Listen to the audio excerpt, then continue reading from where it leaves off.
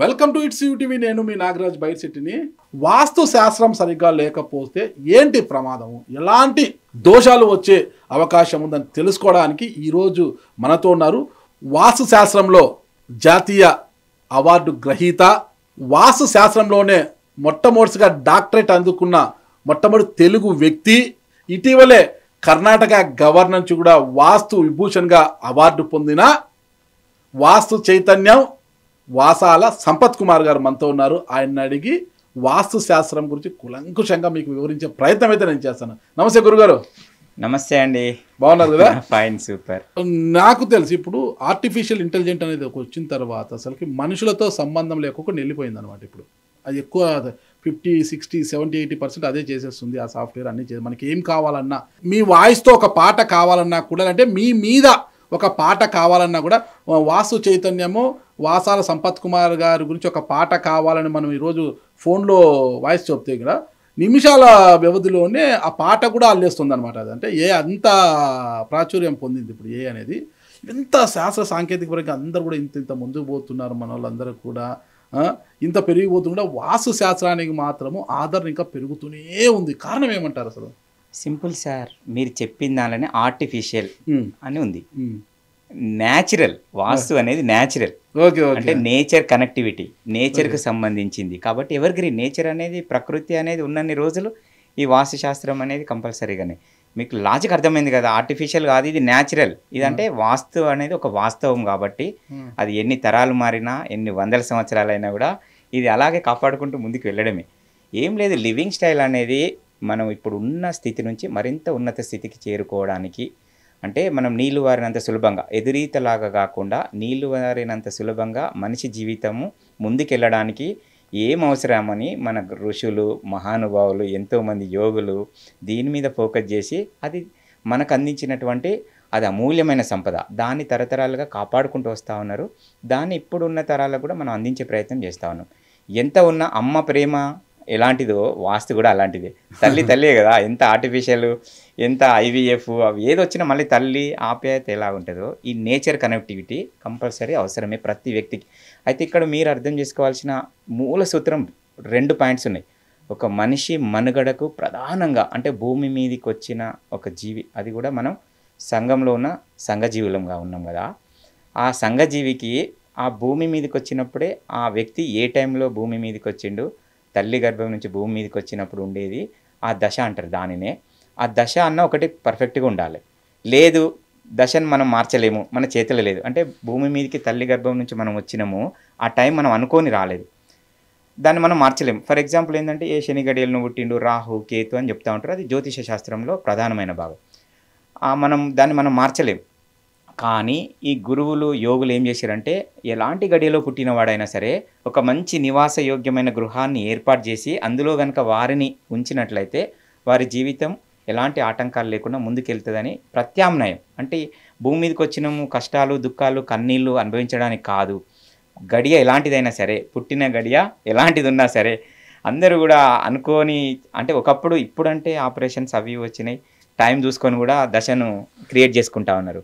కాకపోతే natural birth వచ్చినప్పుడు ఆ గడియ అయితే ఏదైతే ఉంటుందో దాన్ని మనం మార్చలేం. కాబట్టి కనీసం మనం ఉండే దిశ అన్న మార్చుకోవచ్చు. ఆ దిశను కనుక మనం అనుకూలంగా ఏర్పాటు చేసుకుంటే మన లైఫ్ స్టైల్ అనేది చాలా ఈజీగా ఉంటుంది అనేది మనకు యోగులు అందించినటువంటిది. దాన్ని నేను గత 20 సంవత్సరాలుగా వాస్తుశాస్త్రంలో చెప్పబడినది ప్రాక్టికల్గా నిజమా, ఎంతవరకు నిజం, అది వాస్తవ జీవితంలో అది మనకు నిజంగానే దాని యొక్క ఇంపాక్ట్ ఉంటుందా అని నేను ప్రాక్టికల్గా పరిశోధన చేసి నా దృష్టికి వచ్చిన విషయాలని సొసైటీకి చెప్పాలని ఒక ఆలోచనతోనే ఈ విధంగా ముందుకు వచ్చి ప్రతి ఒక్కరికి అవేర్నెస్ ఇచ్చే ప్రయత్నం చేస్తాను. ఓకే, అంటే ఇది వాస్తు శాస్త్రం అనేది ఇప్పటిది కాదు, కొన్ని వందల ఏళ్ల సంవత్సరాల అప్పుడు వాళ్ళు పొందుపరిచినది ఈ వాస్తు శాస్త్రం అనేది. అంటే గతంలో రాజుల కాలంలో పెద్ద పెద్ద ప్యాలెస్లు, మహల్స్, రాజమహల్స్ ఇలాంటివన్నీ కూడా ఈ వాస్తు శాస్త్రాన్ని అనుసరించే నిర్మించే వాళ్ళు కదా. అవును కదా. అప్పట్లో వాస్తు శాస్త్రము అనుభవించి కొండలు, చెరువులు, వాగులు వీటన్నిటి మధ్యలో కూడా ఈ మహల్స్ అవన్నీ కూడా నిర్మించేవాళ్ళు. అప్పుడు కూడా వాస్తు శాస్త్రం ప్రకారం ఈ కొండల్ని వాటి అంతా చూసేవారైనా. ఇప్పుడు అంటే అప్పుడు పెద్ద పెద్ద రాజభవంతులు అవన్నీ కట్టేవారు. ఇప్పుడైతే చిన్న చిన్న ఇల్లులు కట్టేసాం. ఇప్పుడు వాస్తు దీనికి వాస్తు అవసరం. అప్పట్లో వాస్తు, ఇది వాస్తు అసలుకి అదే అర్థం కాకుండా అయిపోతుంది వాస్తు గురించి. అదే సొసైటీలో మీరు చాలా మంచి ప్రశ్న అడిగారు. సొసైటీలో దీని మీద చాలా కన్ఫ్యూజన్ ఉంది. నన్ను కూడా వాట్సాప్లో చాలా మంది మెసేజ్ చేస్తూ ఉంటారు ఇదే విషయం. యాక్చువల్గా ఏంటంటే ఒక్కొక్కరు ఒక్కొక్క రకంగా చెప్తా ఉన్నారు వాస్తును, అది వాస్తవంగా ఎంతవరకు అని. అంటే అప్పుడు మనకు మయన్ మహర్షి కానీ విశ్వామిత్ర కానీ ఈ విధంగా మనకు పురాతనమైన పూర్వపు రోజులో ఉన్నటువంటి యోగులు మహానుభావులు అప్పుడున్న కాలమాన పరిస్థితులకు అనుకూలంగా ఈ శాస్త్రాన్ని అనేది మనం ముందుకు తీసుకురావడం అంటే సొసైటీకి అందించే ప్రయత్నం చేశారు. అయితే అప్పుడున్న కాలమాన పరిస్థితులు అప్డేట్ అవుతా ఉంది. మీరు ఇందాక అన్నారు కదా, అప్పటి భౌగోళిక స్వరూపము అప్పటిన్న పరిస్థితులు ఇప్పటి భౌగోళిక స్వరూపం పరిస్థితులు వేరువేరుగా ఉన్నాయి కాబట్టి దాన్ని మనం అప్డేట్ అవుతా ఉన్న కొద్దీ మనం కూడా దాన్ని అప్డేట్ చేస్తూ ఉన్నాం. ఈ ఆధునిక వాస్తు పురాతన వాస్తు మీద పెద్ద చర్చనే నడుస్తూ ఉంది బయట. పురాతన వాస్తు గ్రేట్ అని, ఆధునిక వాస్తు గ్రేట్ అని, దీని మీద చాలామంది పెద్ద కాంట్రవర్షియల్ సబ్జెక్టుగా మారిపోయింది. మనం దాని జోలికి పోవాల్సిన అవసరం లేదు ప్రస్తుతానికి. కాకపోతే ఏంటంటే అప్పుడున్న కాలమాన పరిస్థితులకు అంటే అప్పుడు విశాలమైన స్థలాలు ఉండేది, పెద్ద పెద్ద ఇండ్లు ఉండేది, చతుశాల భవంతులు, త్రిశాల భవంతులు, ఏకరం ప్లేస్లలో ఇండ్లు అట్లా ఉండేది. కాబట్టి దానికి అనుకూలంగా వాళ్ళు మధ్య ద్వారాలు ఏర్పాటు చేయడము, దానికి తగిన విధంగానే ఏది ఎక్కడ ఉండాలనేది ఏర్పాటు చేశారు. మనం ఇప్పుడు ఏం చేస్తున్నాం అంటే చిన్న స్థలాలు అయిపోయినాయి, ల్యాండ్ వాల్యూ ఎక్కువైపోయింది. అంటే మనం ప్రొడక్టివిటీ పబ్లిక్ పెరిగిపోయినారు, ల్యాండ్ మాత్రం అంతే ఉంది. అంటే చిన్న స్థలాలుగా మార్చుకోవాల్సిన పరిస్థితి ఏర్పడ్డది. ఈ సిటీ కల్చర్ వచ్చిన తర్వాత మరీ ఇరుకు ఇల్లు అయిపోయినాయి. దీనికి అనుకూలంగా మనం మధ్య ద్వారాలను కాస్త ఈశాన్యంలో పెట్టినప్పుడు కంఫర్ట్ కూడా ఉంటుంది. అంటే not only vastu including comfort కూడా దానికి యాడ్ చేసి మనం చెప్పే ప్రయత్నం చేస్తూ ఉన్నాం. అంటే కామన్ మ్యాన్కు వాస్తు అనగానే ఏదో మూఢనమ్మకం లాగా అదేదో దాన్ని నమ్మాలన వద్దనే ఒక సందేహం లాగా ఉండకుండా మీకు ఇంకా మరింత సింపుల్గా అర్థమయ్యే విధంగా చెప్పాలంటే వాస్తు అనేది నిత్య జీవితంలో ఎట్లాగో కట్టుకునేదేదో ఇల్లు కట్టుకుంటా ఉన్నారు. దానికి ఏది ఎక్కడ ఉండాలి, వాళ్ళు ఏదైతే మనకు పురాతన వాస్తుశాస్త్రంలో చెప్పిన గురువులు చెప్పిన పద్ధతిని ఇప్పటికీ కాలమాన పరిస్థితులకు ఇప్పటి ఇంటి స్వరూపానికి అనుకూలంగా దాన్ని మనం ఇంప్లిమెంట్ చేసుకున్నట్లయితే లాభం జరుగుతుంది. Be practical, so many evidence ఉన్నాయి. కాబట్టి వాస్తు ఇంటికి ఒంటికి రెండిటికి ఉందంటారు. వాస్తు సరిగా లేకపోతే ఇంట్లో ఉండేవారికి ఎలాంటి ప్రమాదాలు ఉంటాయి, ఒంటికి ఎలా ప్రమాదం ఉంటుంది? ఒంటికంటే శరీరం. ఒక ఆగ్నేయ లోపం ఉన్న ఇంట్లో, ఒక నైరుతి వీధిపోటు ఉన్న ఇంట్లో కనుక మనం ప్రాక్టికల్గా చూసినట్లయితే ఆ ఇంట్లో అనారోగ్య సమస్యలు, అకాల మృత్యు సంభవిస్తూ ఉంది. నా ఎంబడి వస్తే వీక్లీ వన్స్ విజిట్ అన్న ఉంటుంది. ప్రాక్టికల్గా ఇదంతా కూడా మనం షూట్ చేసి కూడా సొసైటీకి అందించి ఇది వాస్తవము, ఇదే మూఢనమ్మకం కాదని కూడా చెప్పచ్చు మీ ద్వారా. ఎందుకంటే అథెంటిక్ ఉంటుంది. ఇప్పుడు మీరు జగమెరిగిన జర్నలిస్ట్ నాగరాజు గారని చిరంజీవి గారి చేత అనిపించుకున్నటువంటి వ్యక్తి, మీలాంటి వాళ్ళ ద్వారా సొసైటీకి ఇది జెన్యూనిటీ ఉంది. ఇందులో ఏదో ఎవరిని పడితే వాళ్ళని తీసుకొచ్చి ఏదో 4 ముచ్చట్లు 4 ఇంటర్వ్యూలు చెప్పిస్తలేడు, వాస్తవ పరిస్థితులను సొసైటీకి అందిస్తుండ్రు అని ఒక అవేర్నెస్ వస్తుంది మీ ద్వారా. మీరు కనుక సమయం ఉండి అవకాశం ఉంటే నాతో వచ్చినట్లయితే వీక్లీ వన్స్ అన్నా ఒక ఇంట్లో అకాల మృత్యు జరిగింది, ఇక్కడ సంఘటన జరిగింది అంటే నేను ఇక్కడ ఉంటే సార్ మనం వెళ్తే ఆ ఇంట్లో నైరుతి లోపం ఉంటుంది అని నేను ఇక్కడ చెప్తా. అక్కడికి వెళ్ళిన తర్వాత మీరు క్యాప్చర్ చేస్తే 100% ఉంటుంది. 100 ఇండ్లు చూసినా సరే ఇంకా నమ్మకపోవడానికి అవకాశం ఎక్కడుంది? జన్మనిచ్చేది తల్లి, పునర్జన్మనిచ్చేది వైద్యుడు. ఈ ఇద్దరు ముఖ్యం. జన్మనిస్తుంది తల్లి, 9 మాసాలు మోసి, జబ్బు చేసి అనారోగ్యం పడితే చావుకు దూరంగా పెట్టేది వైద్యుడు. ఇద్దరు ముఖ్యము. వీళ్ళిద్దరు కాకోకుండా ఈ వాస్తు కావచ్చు, ఆస్ట్రాలజీ కావచ్చు, సంఖ్యాశాస్త్రం కావచ్చు, వీళ్ళు మీకు పలానా ప్రమాదం ఉంది ఇది చేసుకోండి, వాస్తు మీకు ఆ లోపం ఉండి మీరు ఇది మార్చుకోవాలా, సంఖ్యాశాస్త్రము నీ పేరులో ఇది లోపించింది దీన్ని సరి చేసుకోవాలా అంటే ఎట్లా? ఇక వైద్యులు ఎందుకు, ఈ వైద్య విద్య ఎందుకు, అసలు వైద్య శాస్త్రం ఎందుకు? ఈ ప్రకృతిలో మనకు తెలియని చాలా రహస్యాలు ఉన్నాయి, చాలా సీక్రెట్ ఉన్నాయి, ఇంకా అన్వేషిస్తూనే ఉన్నారు. ఎంతోమంది సైంటిస్టులు ఇంకా ఎంతో లోతుకు వెళ్తూనే ఉన్నారు. కానీ మనకు తెలియని సీక్రెట్ ఏంటంటే ఈ నేచర్లో దాగి ఉంది. అదే 5 ఎలిమెంట్స్. ఇప్పుడు ఫర్ ఎగ్జాంపుల్ ఏంటంటే అన్నిటికీ మించి అల్టిమేట్ ఏంటిది? భగవంతుడు, పూజ గది, దేవుడు, డివోషన్, ఇది ఉంది కదా. మరి అలాంటి డివోషనల్ సంబంధించిన పూజ గది లేకపోతే దేవాలయం కూడా వాస్తుకు విరుద్ధంగా అంటే 5 ఎలిమెంట్స్కు అనుకూలంగా కాకుండా వ్యతిరేకంగా నిర్మించినప్పుడు అక్కడ వెలవెలబోతూ ఉంది. దేవుడు అంటేనే అల్టిమేట్, అంతే కదా. దేవుడు, దేవాలయం అంటే ఇక దానికి అన్లిమిటెడ్, అల్టిమేట్. ఎక్కడ పూజ గది, ఎక్కడ దేవాలయం కట్టినా కూడా ఒక వెలుగు వెలుగుతూ ఉండాలి. కానీ కొన్ని ఫేమస్ ఉండి కొన్ని ఫేమస్ లేవు కదా. అంటే ఆ నేచర్ కనెక్టివిటీ, ఆ స్థల మహత్యము, సరౌండింగ్ వాస్తు, ఇదంతా నేచర్కి సంబంధించింది. కళ్ళతో చూస్తే కనిపిస్తూ ఉంటుంది. వాస్తుకి సైన్స్కి సంబంధం ఉంటుందంటారా? షూర్, తప్పకుండా. వాస్తు రెండు రిలేటెడ్ నేను చెప్తాను మీకు. ఇప్పుడు వాస్తు శాస్త్రంలో ఏం చెప్పబడ్డది అని అంటే మనకు ఈస్ట్ ద్వారం అంటే తూర్పు సింహద్వారము ఉన్నప్పుడు ఆ ఇంట్లో చాలా చక్కటి తేజస్సు, బ్రైట్నెస్, మంచి జీవితము, లైఫ్ ఉంటుంది. అది ఇంక్లూడింగ్ సైన్స్. అంటే మన సైంటిఫిక్గా ఏంది, తూర్పు రోడ్ ఉండడం వల్ల ఆ గ్యాప్ ఉంటుంది కదా, 30 ఫీట్లు 20 ఫీట్లు ముంగట ఇంకా అడ్డం ఏదైనా నిర్మాణం ఉన్నా కూడా ఆ 20-30 ఫీట్ల నుంచి ఆ వెలుతురు అనేది మన ఇంటిలోకి వస్తుంది. అంటే సూర్యోదయం వేళ ఆ సూర్యకిరణాలు ఇంట్లో పడ్డప్పుడు బ్యాక్టీరియా, వైరస్ ఫామ్ కాకుండా ఉంటుంది. కాబట్టి దానికి అనుకూలంగా ఏర్పాటు చేసుకోవాలనేది అప్పుడు శాస్త్రంలో చెప్పబడ్డది. ఇప్పుడు ఏం చేస్తున్నారు, ఈ అపార్ట్మెంట్ కల్చర్ వచ్చినాక కూడా మధ్యలో కారిడార్ ఉంటుంది, ఈస్ట్కి ఒక ఫ్యామిలీ ఉంటుంది, వెస్ట్కి ఉంటుంది. ఈ వెస్ట్కి ఉండే ఫ్యామిలీకి ఈస్ట్ డోర్ ఉంటుంది, దాన్ని కూడా 10 రూపాయలు ఎక్కువ పెట్టి ఈస్ట్ డోర్ అని చెప్పి అమ్ముతా ఉన్నారు.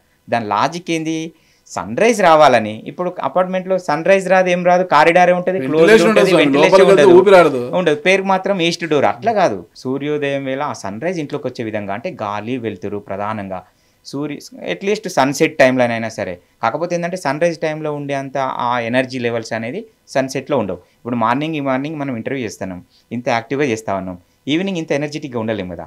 ఆ సూర్యశక్తిలో కూడా ఆ ఎనర్జీ లెవెల్స్ అనేది తగ్గుతూ ఉంటాయి. కాబట్టి వీలైనంత వరకు ఏ వైపు రోడ్ ఉన్నా సరే సన్ రైజ్ ఇంట్లోకి వచ్చే విధంగా ఏర్పాటు చేసుకున్నప్పుడు చాలా చక్కటి ఫలితాలు, ఆ ఇంట్లో బ్రైట్నెస్, పిల్లలు యాక్టివ్గా ఉండడం, లేజీగా ఉండకపోవడం అనేది ప్రాక్టికల్గా అనిపిస్తూ ఉంది. ఇంకొక విషయం ఏంటంటే, మనం ఎక్కడైనా సరే ఈ అందులు ఉన్నారు, లేకపోతే ఇత పెద్ద పెద్ద షోడబుడ్డి కళ్ళద్దాలు పెట్టుకొని లేజీగా ఉన్నారు, టైంకి లేస్తలేరు, పొద్దు వర్షం అంటారు, వీళ్ళందరూ ఇల్లు వెళ్ళి చూస్తే సన్ రైజే ఉండదు ఆ ఇంట్లో. ఇదే కదా నేచర్ కనెక్టివిటీ. ఇప్పుడు 5 ఎలిమెంట్స్లో ఆకాశతత్వం ఉంది, అదే బ్రహ్మస్థానం అనే ఉద్దేశంతో కొందరు మిడిలో కూడా ఓపెన్ టు స్కై పెట్టిస్తూ ఉన్నారు.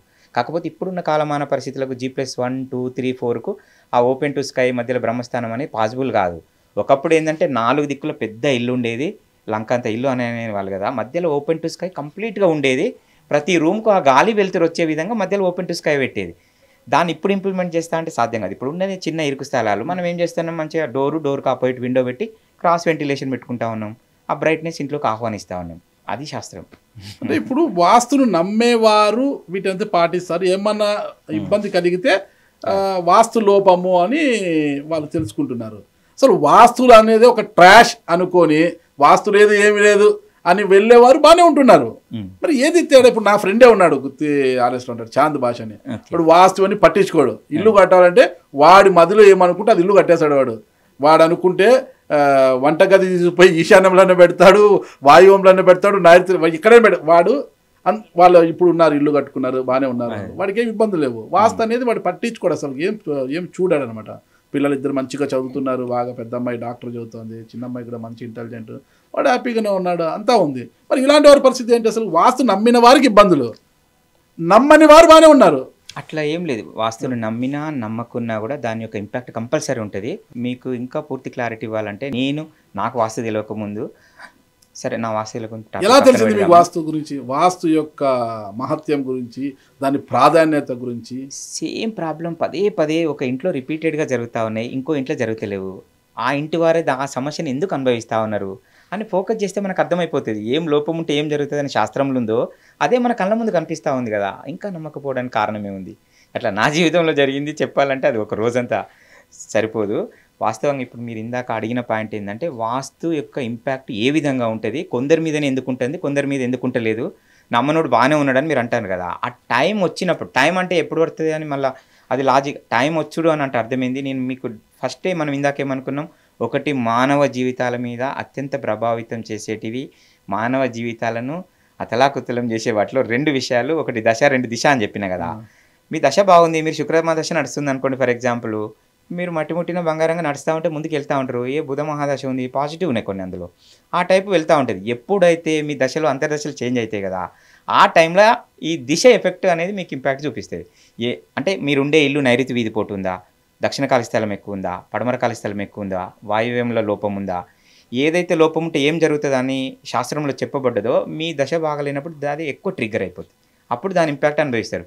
ఇప్పుడు ఆ విధంగా దానికి ముందు జాగ్రత్తగానే మనం ఏం చేస్తూ ఉంటామంటే, దశ ఏదన్నా ఉండని, అంతర్దశ ఏదన్నా చేంజ్ కానీ దిశను అనుకూలంగా ఏర్పాటు చేసుకుంటే ఆ అంతర్దశలో అప్పుడు నెగిటివ్ వచ్చినప్పుడు మనకు నష్టం జరగకుండా ఈ దిశ మనల్ని కాపాడుతుంది. ఒక మనిషి యొక్క దశ దిశ మార్చేది ఏదో కరెక్ట్ అయిపోయింది నాకు. వాడి ఆరోగ్య పరిస్థితుల, వాస్తు శాస్త్రమా, జ్యోతిష శాస్త్రమా, సంఖ్యాశాస్త్రమా? ఇప్పుడు మీకు చెప్పాలంటే ఇది చాలా ఇది ఒకటి ఫర్ ఎగ్జాంపుల్ ఒక వైట్ పేపర్ మీద 1 అని రాసినాం అనుకోండి, ఆ 1 అనేది వాస్తుశాస్త్రం. అంటే 5 ఎలిమెంట్స్. అది దేవాలయము, ఆఫీసు, ఇల్లు, ఏదైనా సరే. ఆ 1 పక్కననే మనం ముహూర్తం చూసి ఏదైనా నిర్మాణం చేసుకున్నాము. ముహూర్తం అంటే జ్యోతిష్యానికి సంబంధించి మనం ఇంప్లిమెంట్ చేసినప్పుడు 1 పక్కన 0 యాడ్ అయితే 10గా మారుతుంది. 1 + 1 2 కాదు, 1 పక్కన 0 10గా మారుతుంది. దాని పక్కన మన పుట్టిన గడియకు లేకపోతే పేరు ప్రకారంగా ఈ విధంగా మనం ఏదైనా స్టోన్ పెట్టుకున్నాం అనుకోండి, ఆ 10 పక్కన ఇంకొక 0 యాడ్ అయితే 100గా మారుతుంది. అర్థమైంది కదా?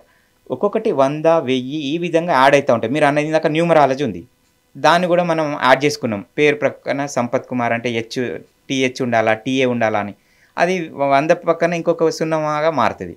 ప్లస్ అంటే 1000గా మారుతుంది. ఈ ఒకటే లేకపోతే ఈ జ్యోతిష్యం లేకపోతే ఇవన్నీ 0 0. ఒక జ్యోతిష శాస్త్ర పండితుడి దగ్గరికి వెళ్తారు. ఫీజులు మినిమం అంటే ఈ రోజు చేయి ముట్టుకుంటే 5,000 నుంచి 10,000 వరకు వసూలు చేస్తున్నారు. జస్ట్ 1 నిమిషం 2 నిమిషాలు మాత్రమే చూస్తున్నారు. మీకు ఈ పూజ చేయాలా, ఇది పోతే అన్ని సర్దుకుంటాయి, ఈ పూజకి 20 లక్షలు అవుతుంది, 30 లక్షలు అవుతుంది అని ₹1,00,00,000 వరకు చెప్తున్నారు కొంతమంది స్వామీజీలు దీనిలో గురించి. అంటే ఆ స్వామీజీ నీలో ఈ దోషం ఉంది, ఈ పరిహారం చేసుకోవాలని చెప్పే ముందు అతను ఏ ఇంట్లో ఉంటున్నాడు, ఆ ఇంటికి వాస్తు ఉందా లేదా, ఆ ఇంటికి వాస్తు దోషం ఉందా లేదా అని తెలియకుండానే నువ్వు ఇది చేసుకో అంటున్నాడు. ఈ మనోళ్ళు ఏం చేస్తారు, అవునబ్బా గురువు ఏదో చెప్పేశాడు, ఇది చేయకపోతే నా ప్రాణం పోతుందంట, నా కథ అవుతుంది అనేసి పాపము డబ్బున్నోడు చేసుకుంటున్నాడు, డబ్బు లేనోడు బాధపడుతున్నాడు. సంఖ్యాశాస్త్ర నిపుణుడి దగ్గరికి పోయినా అదే చెప్తాడు, నీ పేరులో ఈ లోపం ఉంది, ఇది మార్చుకో అంటాడు. అంటే ఆ పేరులో లోపం ఉందని మార్చుకో అంటాడు. కానీ ఇంటిలో లోపం ఉంటే అదికి ఏం తెలుస్తుంది? ఇంటిలో లోపం ఉంటే ఈయనకు బాగుపడ్డా అనేది మీరు చెప్తారు. మరి పేరులో లోపం మార్చుకుంటే నువ్వు బాగుపడతావు ఈయన చెప్తాడు. అప్పుడు ఎవరిని నమ్మాలంటారు? జ్యోతిష శాస్త్రాన్ని నమ్మాలా, సంఖ్యాశాస్త్రం ఇప్పుడు నమ్మాలా, వాస్తుశాస్త్రం ఇప్పుడు చెప్పినది చేయాలా? అయితే నేను చెప్పింది కూడా నమ్మమని, నేను గుడ్డిగా నమ్మమని ఎక్కడ చెప్పట్లేదు. నా సొంత ఛానల్లో కూడా వాస్తు చైతన్యం అనే సొంత ఛానల్లో కూడా నేను ఎక్కడ చెప్పట్లేదు. నేను చెప్పింది మీ కళ్ళతో చూసి సార్ చెప్పిన లోపం ఉంటే ఇది జరుగుతుంది, అది మా ఇంట్లో ఉందా, పక్కింట్లో జరుగుతుందా, మీ కళ్ళతో చూసినాకనే నమ్మి ఆ తర్వాత మీరు ఆచరించమని చెప్తా ఉన్నా. సరే, మీరు అడిగిన దానికి ఏంటంటే, మీరు చెప్పిన ఈ న్యూమరాలజీ, ఆస్ట్రాలజీయో ఇవన్నీ నేను గతంలో చేసినవన్నీ, వాస్తు గురించి నాకు తెలియకముందు ఏం చేస్తే ఏం జరుగుతుందో అని. ఒక్క ముక్కలో చెప్పండి, మీరు మీకు కనువిప్పు కలిగిన సంఘటన ఇది మీ జీవితంలో. ఒక ఇంటికి ఈశాన్య లోపం ఉంటే ఆ ఇంట్లో వంశాభివృద్ధి ఉండదు అని నాకు ఒక గురువు ద్వారా తెలిసింది. నా ఇంటిని వచ్చి చూసుకుంటే నా ఇంటికి ఈశాన్య లోపం ఉంది. అది మెట్లు కావచ్చు, సెప్టిక్ ట్యాంక్ కావచ్చు, లేకపోతే తగ్గి ఉండొచ్చు, టాయిలెట్స్ ఉండొచ్చు, ఒక 7-8 రకాలు 10 రకాలు ఈశాన్య లోపం ఉంటుంది. మా సిస్టర్ వాళ్ళ ఇంటికి వెళ్ళి చూస్తే వాళ్ళ ఇంటికి కూడా ఈశాన్య లోపం ఉంది. నాకు ఈశాన్య లోపం ఉంటే నాకు 2 అమ్మాయిలే. మా సిస్టర్ వాళ్ళ ఇంటికి వెళ్తే మా చెల్లె వాళ్ళకి 2 అమ్మాయిలే. మా అక్క వాళ్ళ ఇంటికి వెళ్ళిన ఓన్ సిస్టరు 3 అమ్మాయిలే. నా కొలీగ్స్, నేను అంతకుముందు గవర్నమెంట్ ఎంప్లాయీ, ఈ ఫీల్డ్కి రాకు, కొలీగ్స్ అందరూ 2 అమ్మాయిలు 3 అమ్మాయిలు ఉన్నాయి.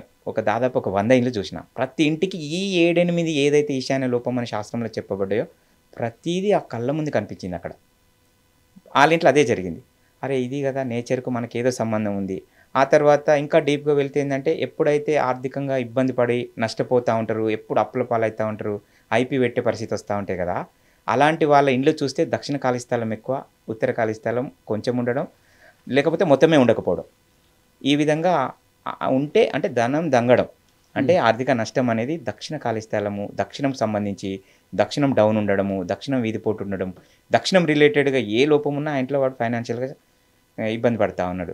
అది మన దృష్టికి వచ్చినాక మా చుట్టుపక్కల మా ఫ్రెండ్స్, రిలేటివ్స్ ఈ ఫైనాన్షియల్ స్ట్రగుల్ ఫేస్ చేసే ప్రతి ఒక్కరింటికి వెళ్తే ఆ దక్షిణ లోపమే ఉంది.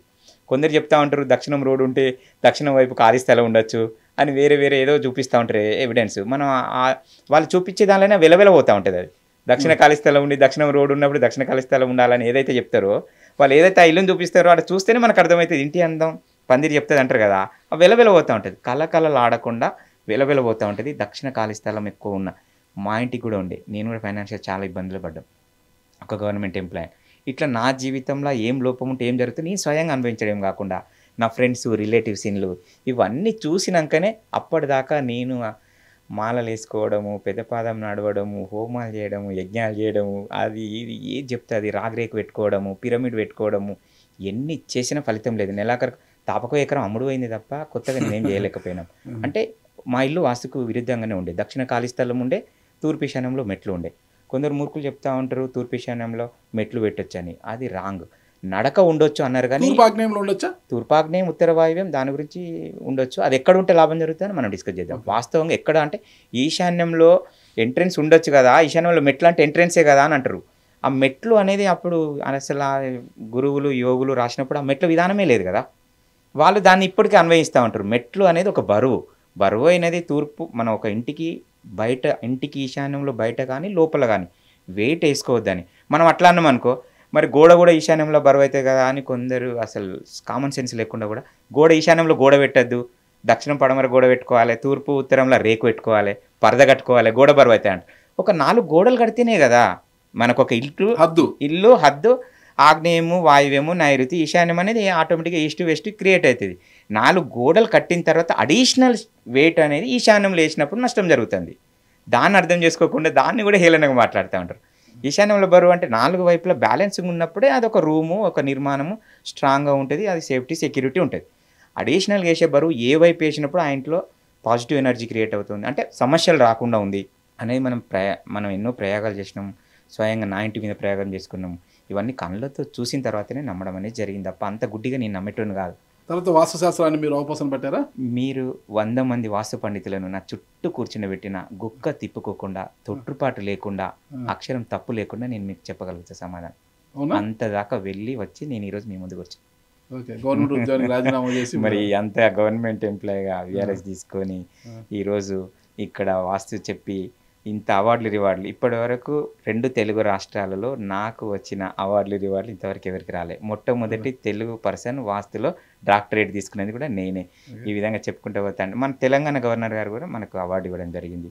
కర్ణాటక గవర్నర్తో పాటు సెంట్రల్ మినిస్టర్ అవార్డ్స్ ఇచ్చినాం. గుజరాత్ సీఎం చేతుల మీద కూడా నేను అవార్డు తీసుకున్నాం వాస్తు మీద. వీళ్ళంతా అంత కంటెంట్ లేకుండా, సబ్జెక్ట్ లేకుండా అంత ఈజీగా సాధ్యమవుతుంది అట్లా? మనిషి దిశ దశను వాస్తుశాస్త్రం పక్కా నిర్ణయిస్తుందంటారా? నిర్ణయిస్తుంది అనడానికి నా జీవితమే ఒక ఉదాహరణ. నాకు వాస్తు తెలియకముందు, నా వాస్తులోపం ఉన్నప్పుడు, నేను సమస్యల వలయంలో ఉన్నప్పుడు నాకు మా అమ్మాయి ఫస్ట్ పెద్ద అమ్మాయి బర్త్ తర్వాత మనం అందరికీ తెలిసిందే తెలంగాణలో ఒక అమ్మాయి అబ్బాయి పుట్టిన తర్వాత ఒక జ్యోతిష పండితుని దగ్గర తీసుకెళ్ళి జన్మకుండలి జన్మనామము రాపిస్తాం కదా. నేను అట్లనే తీసుకెళ్ళి రాపిస్తే తను ఏమన్నాడంటే ఈ అమ్మాయి కొంచెం శని దశలో పుట్టింది, అనారోగ్య సమస్యలు ఉంటుంది, చదివే రాదు, చాలా కేర్ఫుల్గా ఉండాలని చెప్పిండప్పుడు. వాస్తవంగా కూడా మా ఇల్లు అప్పుడు వాస్తు విరుద్ధము ఏదో అప్పుడున్న పరిస్థితి అనేది వాస్తవంగా అట్లనే ఉండే, నిజమే కావచ్చు అని అనుకున్నాం. అదే అమ్మాయి 10th క్లాస్లో ఇంటర్మీడియట్లో సిఏసిపిటి ఈరోజు లండన్లో చదువుతూ ఉంది, చాలా హెల్దీగా ఉంది, కాలేజీలో కూడా టాపర్, ప్రతి దానిలో టాపర్. అవన్నీ పేపర్ కటింగ్స్ తీసుకుపోయి ఆ జ్యోతిషిని చూపించిన నేను మళ్ళీ పంచాంగం రాపించింది చూపించిన ప్లస్ మా అమ్మాయికి వచ్చిన రిజల్ట్స్ పేపర్లలో వచ్చినాయి కదా, స్టేట్ టాపర్ నేషనల్ టాపర్ అనేది, అవన్నీ తీసుకెళ్ళి చూపిస్తే హౌ ఈజ్ ఇట్ పాసిబుల్, ఇది వేరే అంటే లేదు ఆ అమ్మాయి ఈ అమ్మాయి మీరు రాసిందే జరిగింది అని చెప్పి చూపిస్తే మరి నా 30 సంవత్సరాల ఎక్స్పీరియన్స్లో ఇట్లా ప్రూఫ్ తీసుకొచ్చి ఇట్లా పేపర్ కటింగ్ అంటే ప్రూఫ్తో సహా తీసుకొచ్చి చూపించిన మొదటి వ్యక్తి మీరే. నేను ఎంతమందికి చెప్పినా కూడా ఇట్లా జరగలేదు, హౌ ఈజ్ ఇట్ పాసిబుల్ అని అడిగాను. ఏం లేదు, మీరు దశ బాగలేదన్నారు, నా పిల్లల దశను నేను ఏ విధంగా మార్చగలుగుతా, ఏముంది నేచర్ల కనెక్టివిటీ అని అనేక రకాల ప్రయత్నం చేసినాము. 5 ఎలిమెంట్స్ కనెక్టివిటీ వల్ల మన పిల్లల తలరాత కూడా మార్చచ్చు అనే ఒక ఆలోచన ఒకటి నా కళ్ళ ముందు కనిపించింది. ఆలోచనే కాదు, అక్షరాలను నేను కళ్ళతో చూసిన తర్వాత నేనేం చేసిన, వాళ్ళ దశను మార్చాలంటే దిశ ఒకటే మార్గం మన ముందు, ఆ దిశను మార్చుకున్నా. అంటే నా ఇల్లు ఏం లోపం ఉండే ఆ లోపాన్ని సవరించుకున్నాం. ఈరోజు దిశను మార్చుకోవడం వల్ల ఈరోజు 2 అమ్మాయిలు కూడా intellectual brilliance, college toppers, highly ఎడ్యుకేటెడ్స్ ఈ విధంగా వచ్చారు. అతను జ్యోతిషం చెప్పిన దానికి విరుద్ధంగా నేను ప్రాక్టికల్గా ప్రూవ్ చేసిన కదా. ఈ వాస్తు శాస్త్రం మిమ్మల్ని మార్చింది. నేను ఒక్కటి స్ట్రైట్ కడతా గారు, అంటే దేనికదే ఒకటి పక్కన 0 ఇట్లా చెప్పబాకండి, స్ట్రైట్గా ఆన్సర్ చేయండి. ఒక మనిషి జీవితంలో వాస్తు శాస్త్రం ముఖ్యమా, జ్యోతిష శాస్త్రం ముఖ్యమా, సంఖ్యాశాస్త్రం ముఖ్యమా? ఇప్పుడు మీరు నన్ను అడిగినంత మాత్రాన నేనేదో వాస్తు ఎక్స్పర్ట్, వాస్తు గ్రేట్ అని చెప్పడం కాదు, అవన్నీ నేను ప్రాక్టికల్గా పరిశోధన చేసి స్ట్రైట్ ఆన్సర్. జ్యోతిష శాస్త్రము అనేది జస్ట్ మీకు స్ట్రైట్ ఆన్సర్. వాస్తు శాస్త్రము వాస్తు పక్కా ఉంటే జ్యోతిష శాస్త్రము సంఖ్యాశాస్త్రము పెద్దగా అవసరం లేదు అని చెప్పగలరా? గట్టిగా చెప్పగలరా? షూర్, చెప్పండి. 5 ఎలిమెంట్స్కి అనుకూలంగా మనం ఇంటి నిర్మాణం చేసుకుంటే ఆ ఆలోచన విధానమే మారిపోతుంది. మనం తీసుకున్న డిసిజన్స్ అనేది రాంగ్ డిసిజన్స్ ఉండవు. కాబట్టి మీకు ఏది అవసరం లేదు, జ్యోతిషము, సంఖ్యాశాస్త్రం. మళ్ళీ దీన్ని మనం కాంట్రవర్షియల్ చేయాలనో తక్కువ చేయాలనో వాస్తు ప్రకారం ఒక ఇంటిని నిర్మించుకొని ఆ ఇంటిలో కాపురం ఉన్న కుటుంబ సభ్యులకు జ్యోతిష శాస్త్రంతో కానీ సంఖ్యాశాస్త్రంతో కానీ పని ఉండదు అని చెప్పగలరా?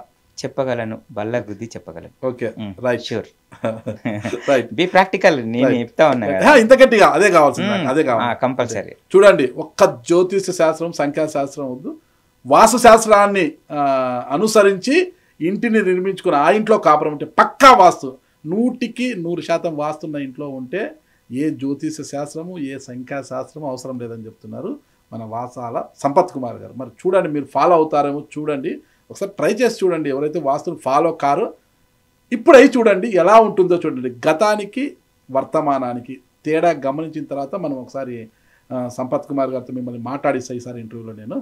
ఓకే గురుగారు, ఇప్పుడు వాస్తు శాస్త్రం అనేది చాలా గొప్పది అని చెప్పారు మీరు. ఇంకా వేరే భేషజాలకు పోకోకుండా స్ట్రైట్ చెప్పారు. ఇప్పుడు నాకు ఒక డయాగ్రామ్ గీస్తూ వివరించాలి నాకు. ఇప్పుడు మీరు బోర్డు కూడా ఏర్పాటు చేస్తున్నాం మీకు. ఒక ఇల్లు నిర్మించుకోవాలప్పుడు ఇల్లు అనేది ఎలా ఉండాలి, పక్క అది ఇక్కడ ఇది ఎక్కడ ఇల్లు ఎలా ఉండాలి ముఖ్యంగా అంటే ఎక్కువ మంది మమ్మల్ని కూడా అడుగుతారు. ఈరోజు నేను ఇంటర్వ్యూ చేస్తున్నాను సంపత్ కుమార్ గారిని, వాసాల సంపత్ కుమార్ గారిని. చాలామంది నాకు సార్ ఈ పూజ గది గురించి అడగండి సార్, పూజ గది ఇంట్లో ఎక్కడ పెట్టుకోవాలి అర్థం కావడం లేదు, కిచెన్ పక్కనే మామూలుగా పూజ గది పెడతారు, లేదు కొంత సమయంలో పోతే ఈశాన్య మూల తీసి ఆ మూలకు పెట్టేసి ఉంటారు పూజ గది. కొంత డూప్లెక్స్ హౌస్లో అయితే కింద పూజ గది లేదని తీసుకుని పైన పూజ గది పెట్టేసి ఉంటారనమాట.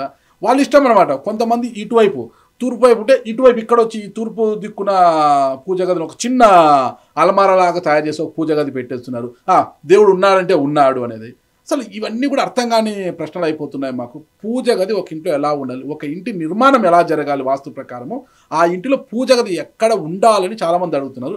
అది నాకు మీరు క్లుప్తంగా తెలియజేయాలి. వెరీ నైస్, వెరీ మంచి, చాలా మంచి ప్రశ్న అడిగింది సార్. పూజ గది గురించి కూడా రోజుకు నాకు కూడా దాదాపు ఒక 20-30 మంది వాట్సాప్లో మెసేజ్ చేస్తూ ఉంటారు. అది ప్రతి ఒక్కరికి మ్యాండేటరీ అయిపోయింది ఈ రోజులలో. పూజ గది అనేది ఒక ఇంటి నిర్మాణం, ఒక ఇల్లు కట్టుకుంటే పూజ గది అనేది ప్రతి ఇంటికి అది ఒక అవసరంగా అయిపోయింది. అంటే హిందూ సాంప్రదాయంలోనే కాదు, ఏదైనా సరే, ఏ కులం ఏ మతమైనా సరే వాళ్ళు ప్రేయర్ హాల్ ఏర్పాటు చేసుకుంటారు, మనం పూజ గది ఏర్పాటు చేసుకుంటాం. ప్రతి ఒక్కరికి అది అవసరమే. అది సరైన ప్లేస్ ఎక్కడ ఉండాలి సార్ అని 100 మంది అడుగుతూ ఉంటారు మనం కూడా రెగ్యులర్గా. మీ ద్వారా సొసైటీకి కూడా దీని గురించి పూర్తి క్లారిటీ, ఈ ఒక్క వీడియో చూస్తే వాళ్ళకు జీవితంలో పూజ గదికి సంబంధించిన ప్రతిదీ, అంటే ఇప్పటి వరకు మనం ప్రతి పాయింట్ క్లియర్ అయిపోయే విధంగా ప్రతి విషయం, అంటే పూజ గది రైట్ అంతే. ఎందుకంటే పూజ గది అని యూట్యూబ్లో కొడితే సోషల్ మీడియాలో స్క్రోల్ చేస్తే 10 మంది 10 రకాలు చెప్తా ఉన్నారు సార్. మీరు ఒక క్లారిటీ ఇచ్చే ప్రయత్నం చేయండి సార్. నాకు కూడా చాలామంది మెసేజ్ చేస్తారు, నా ఛానల్ కూడా పెట్టినా ఇంకా మీ ద్వారా ఎక్కువ మందికి రీచ్ కావడం వల్ల వాళ్ళ సందేహాలన్నీ నివృత్తి అవుతాయని నేను అనుకుంటా ఉన్నా. చాలా సింపుల్ సార్. పూజ గది అనేది డయాగ్రామ్ చూపెట్టండి. లేదు, ఒక్కసారి మనము అర్థమైపోతుంది, తర్వాత డయాగ్రాము ఎక్కడ అనేది కాదు, క్లియర్ జనరల్ టాపిక్ చాలా ఉంది దీని మీద. ఆ తర్వాత మనం డయాగ్రామ్ కూడా వెళ్దాము. ఏం లేదు, పూజ గది అనేది యాక్చువల్గా పూజ అనేది ఇప్పుడు ఇది ఎందుకు క్రియేట్ అయింది, అసలు పూజ కంపల్సరా, వాస్తుశాస్త్రంలో పూజ గది ఉండాలా అనే దాని గురించి కూడా వివరణిస్తా. యాక్చువల్గా పూజ గది అనేది మద్యపానము మాంసాహారం తీసుకునే కుటుంబాలు ఉంటాయి కదా, ఆ ఇళ్ళల్లో ఎట్టి పరిస్థితులు పూజ గది పెట్టకూడదు వాస్తవం చెప్పాలంటే. అవునా? It's true. జస్ట్ వాళ్ళకి ఒక ఇంట్లో మద్యపానము మాంసాహారం భుజించే వాళ్ళు, మద్యపానాన్ని సేవించేవారు ఉంటే ఆ ఇంట్లో పెట్టకూడదు. పిల్లలు ఉంటారు, భర్త తాగుబోతు, ముక్క లేనిది ముద్ద దిగదు, చుక్క లేనిది నిద్ర రాదు. అట్లాంటప్పుడు ఆ భార్యకు భక్తి ఎక్కువ ఉంటుంది, భార్యకి భక్తి ఎక్కువ, భర్త తాగుబోతు మాంసాహారి. ఓకేనా? భార్యాభర్తలు ఇద్దరు మంచి భక్తులు, పిల్లలు ఇద్దరు కొడుకులు అనుకో, ఇద్దరు కొడుకులు తాగుబోతులు, మాంసాహారులు, ఫుల్గా మటన్ తింటారు, శని ఆదివారం లేకోకుండా మాంసం తింటారు, మద్యం తాగుతారు. ఆ ఇంట్లో మరి పూజ గది అవసరం లేదంటారా? పెట్టకూడదా? అవసరమే లేదు. ఎందుకు? ఎందుకంటే ఇప్పుడు మీరు అన్నారు కదా, ఈ పూజ గది కల్చర్ వచ్చింది తర్వాతనే వచ్చింది. గతంలో పూజ గది ప్రతి ఇంటిలో పూజ గది లేదు. వినరా? ఎప్పుడైతే మనం ఈ ఊరందరి కోసమే ఆ దేవాలయం ఏర్పాటు చేసిర్రు, ప్రతి ఇంట్లో పూజ గది అనేది అవసరం లేదు, ఊరంతా కలిసి ఒక దేవాలయంకి వెళ్ళి అక్కడ ఆ ప్రశాంతమైన వాతావరణం దండం పెట్టుకోవాలి, ఎవరి ప్రాణంలో వాళ్ళు వెళ్ళేవాళ్ళు. ఇప్పుడు ఏమైంది అంటే ప్రతి ఒక్కరూ స్పీడ్ యుగం అయిపోయింది.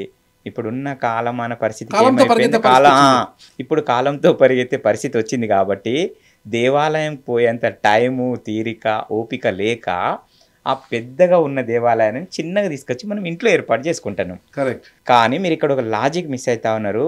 దేవాలయం కాంపౌండ్ కూడా మనం మద్యపానము మాంసాహారము తీసుకున్న వాళ్ళు గేట్ లోపల కూడా అడుగు పెట్టరు. అవునా? ఇది మీకు తెలియని విషయం ఏం కాదే. దేవాలయంకు తాగి మనం టెంపుల్కి వెళ్తామా? తాగిన వాడు నాన్ వెజ్ తీసుకున్న వాడు వెళ్ళాడు కదా. అంటే తాగినోళ్ళు వెళ్ళరు, నాన్ వెజ్ తీసుకున్న వాడు కూడా వెళ్ళరు. లేదు, తాగినాక మనం మనం వెళ్ళాలనుకుంటే పొద్దున లేసి స్నానం చేసి ఫ్రెష్ గా నీట్ గా స్నానం చేసి మాత్రమే వెళ్తాము. పెద్దగా ఉండే దేవాలయాన్ని పూజ గది పేరిట చిన్నగా ఇంట్లో ఏర్పాటు చేసుకుంటున్నాం. చేసుకుంటే కూడా సేమ్ రూల్స్ అండ్ రెగ్యులేషన్ ఉంటాయి కదా. మనం అక్కడ తాగి నాన్ వెజ్ తిని అడుగు కూడా పెట్టినప్పుడు మన ఇంట్లోనే పూజ గది పెట్టుకొని పక్కనే చికెన్ మటన్ ధూపదీప నైవేద్యాల బదులు నాన్ వెజ్ గుమగుమలు వేయడం ఎంతవరకు న్యాయం అంటారు? కరెక్ట్. ఇంకొక చిన్న డౌట్ ఉంది, అది క్లియర్ చేయండి నాకు. శనివారం పూట హిందువులు చాలా మంది నాన్ వెజ్ తినరు, కానీ మద్యం సేవిస్తారు.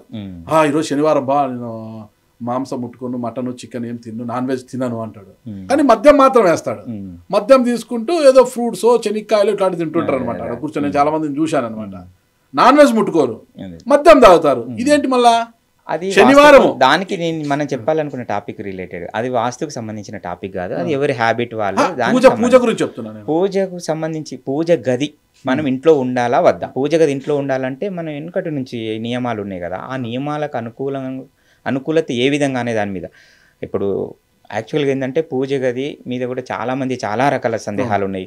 పూజ గది కంపల్సరీ నియమమా సార్, పెట్టుకోవాలన్నా సార్, మాకు జాగలేదు సార్, మాకు ప్లేస్ లేదంటారు. పూజ గది పెట్టుకోవాలని కంపల్సరీ నియమం ఏ శాస్త్రంలో ఎక్కడ ఎవరు చెప్పలే. అది చెప్పింది అని అంటే ఆ స్థలము, వాళ్ళ ఇల్లు, వాళ్ళ కల్చరు, వాళ్ళ కమ్యూనిటీ, సో మెనీ క్యాలిక్యులేషన్స్కి అనుకూలంగా అది చెప్పబడ్డది తప్ప కామన్ మ్యాన్ కష్టజీవి పొద్దున్న లేస్తే వాళ్ళ ఊరందరి కోసమే ఆ దేవాలయం. అది ఎవరి కోసం? ఏమనంటే దేవాలయం వేరు, దేవాలయంకి వాస్తు వేరు, ఇంటికి వాస్తు వేరు అంటారు. దేవుణ్ణి పూజగా తీసుకొచ్చి ఎక్కడ పెట్టుకోవాలి ఆ రూల్ ఇక్కడ వర్తించే అంటారు. అరే అది ఎవరి కోసం? దేవాలయం మనుషుల కోసమే కదా.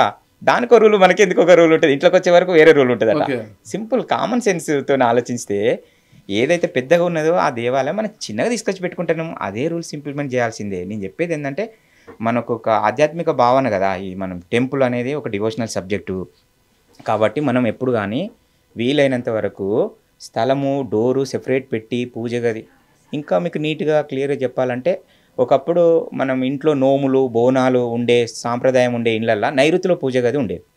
దానికి ఒక సెపరేట్గా ఒక రూము, ఒక గది, దానికి డోర్ పెట్టి లాక్ చేసి పెట్టేవాళ్ళు. కంపల్సరీ నియమం ఉండే, ఎందుకంటే కిచెన్కు దూరంగా నైరుతిలో ఉండేది. ఇప్పుడు ఏమైంది? Double bedroom kitchen hall culture వచ్చింది. స్థలం అనేది తక్కువ అయిపోయింది. స్థలాభావం వల్ల మనం దాన్ని సెపరేట్ ఒక పూజ గది నైరుతిలో పెట్టే పరిస్థితి లేదు. ఆ పెట్టినప్పుడు ఓకే, నో ప్రాబ్లం. ఎప్పుడైతే మనం ఆ పూజ గదిని తీసుకొచ్చి కిచెన్ పక్కన ఏర్పాటు చేసి ఉన్నామో అప్పటి నుంచి నెగిటివిటీ అనేది కనిపిస్తూ ఉంది. కొంతమంది కిచెన్ పక్క ఆనిచ్చి పూజ గదిని కడతారు, కొంతమంది చిన్న గ్యాప్ పెడతారు అనమాట. అంటే కిచెన్ పక్కన షింక్ వస్తుంది, ఆ షింక్ పక్కన గ్యాప్ ఇచ్చుకొని మళ్ళీ పూజ గది కడుతున్నారు. అంటే ఇక్కడ వెళ్ళే నాన్ వెజ్ అదంతా కూడా పూజ గదికి అంటకూడదు అని కడతారు. అది కరెక్ట్ అంటారా? అంటే కొంతమంది ఆనిచి కట్టేస్తున్నారు, స్థలం లేదబ్బా తప్పదు అనేసి ఆ షింకు ఈ పూజ గది రెండు గోడలు ఆనిచి కట్టేస్తున్నారు. ఎలా అంటారు ఇవి? ఏం లేదు, గుడిలో మెల్లలాగా ఉన్నంతలా మనం నాన్ వెజ్ ఆ గోడ కూడా పడద్దు అనే ఉద్దేశమే. అసలు అక్కడ ఉండనే వద్దని నేను అంటా ఉన్నా. అట్లా మరి అసలు ఇంట్లో పూజ గది లేకుండా ఇల్లు కట్టుకోవచ్చా? ఇప్పుడు ఏమైంది, ఫర్ ఎగ్జాంపుల్ మీ ఇంటికి గెస్ట్ వచ్చిరనుకో, మీరు పూజ గది పెట్టుకోలేదు.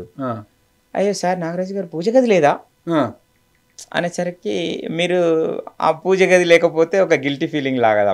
యాక్చువల్గా ఏంటంటే పూజ గదికి చాలా నియమాలు ఉన్నాయి. ఇంట్లో పూజ గది పెట్టాలంటే ప్రత్యేకంగా దానికి మంచిగా డోర్ పెట్టి, డోర్ క్లోజ్డ్గా ఉండి ఓన్లీ ఈస్ట్ నుంచి సన్ రైజ్ వచ్చే విధంగా ఒక చిన్న రూమ్ని ఏర్పాటు చేసుకోవాలి. పూజ గది నియమం ఏంటంటే, సరే ఇప్పుడు ఇంకా డీప్గా వెళ్దాం.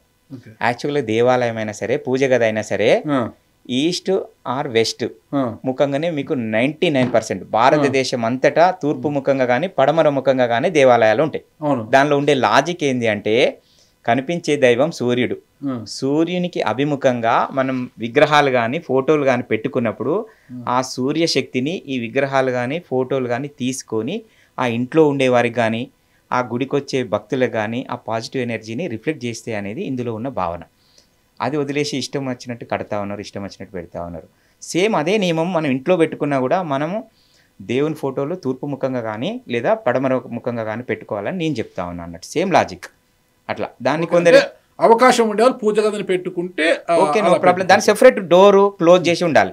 ఓన్లీ పూజ దీపారాధన అగరబత్తి ముట్టించినప్పుడు ఓపెన్ చేసుకొని మళ్ళీ దాన్ని క్లోజ్ చేసి పెట్టుకోవాలి. అంటే ఏ మూల పెట్టుకోవాలి? మీరు చెప్పే తూర్పు పడమర అంటున్నారు.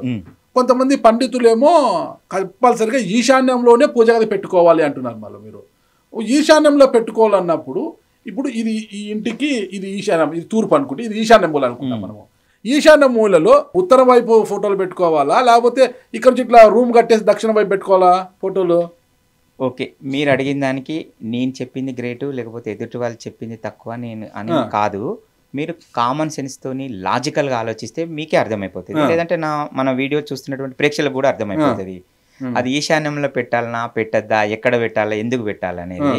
ఇప్పుడు ఫర్ ఎగ్జాంపుల్ మనం ఇందాక అనుకున్నాం కదా, దేవాలయం అనేది మనుషుల కోసమే, దానికి ఒక రూల్ మనకు ఒక రూల్ ఉండదు. ఇంట్లోకి వచ్చే వరకు దాని రూల్స్ ఏం చేంజ్ కావు. పూజ గదికి దేవాలయంకు సేమ్ రూలే. మీకు లాజిక్ అర్థమైంది కదా, దేవాలయం ఎవరి కోసము? మన కోసమే. అదే దేవాలయం మనకు పోయేంత తీరిక లేక ఆరాధించే వాళ్ళ కోసం దాన్ని తెచ్చి చిన్నగా ఇంట్లో పెట్టుకుంటున్నాం. పెట్టుకున్నప్పుడు మనం ఇప్పుడు మీరు భారతదేశంలో ఉన్న ఎన్ని దేవాలయాల కన్నా వెళ్ళండి, లేదు మన దగ్గరలో ఉన్న శివాలయము, రామాలయము, ఏ దేవాలయం అయినా వెళ్ళండి. మనం ఒక కాంపౌండ్ వాళ్ళ గేటు ప్రెమిసెస్లోకి వెళ్తాము, టెంపుల్ ప్రెమిసెస్లోకి వెళ్తాము. ముందు వెళ్ళగానే ఒక గర్భాలయము, ఒక మందిరం ఉంటుంది. ఆ మందిరంలోకి వెళ్ళగానే ఈశాన్యము ఈశ్వర స్థానము అని అంటారు కదా. ఈశ్వర స్థానం అయితే ఆ దేవాలయంలో కూడా ఆ దేవుని ఆ విగ్రహము ఆ ఫోటో ఈశాన్యంలో పెట్టాలి కదా. మరి ఎక్కడైనా దేవాలయంలో మనం గేటు అదే డోర్ ఓపెన్ చేయగానే ఈశాన్యంలో ఉంటుందా? ఎదురుగా ఉంటుంది కదా. Simple logic.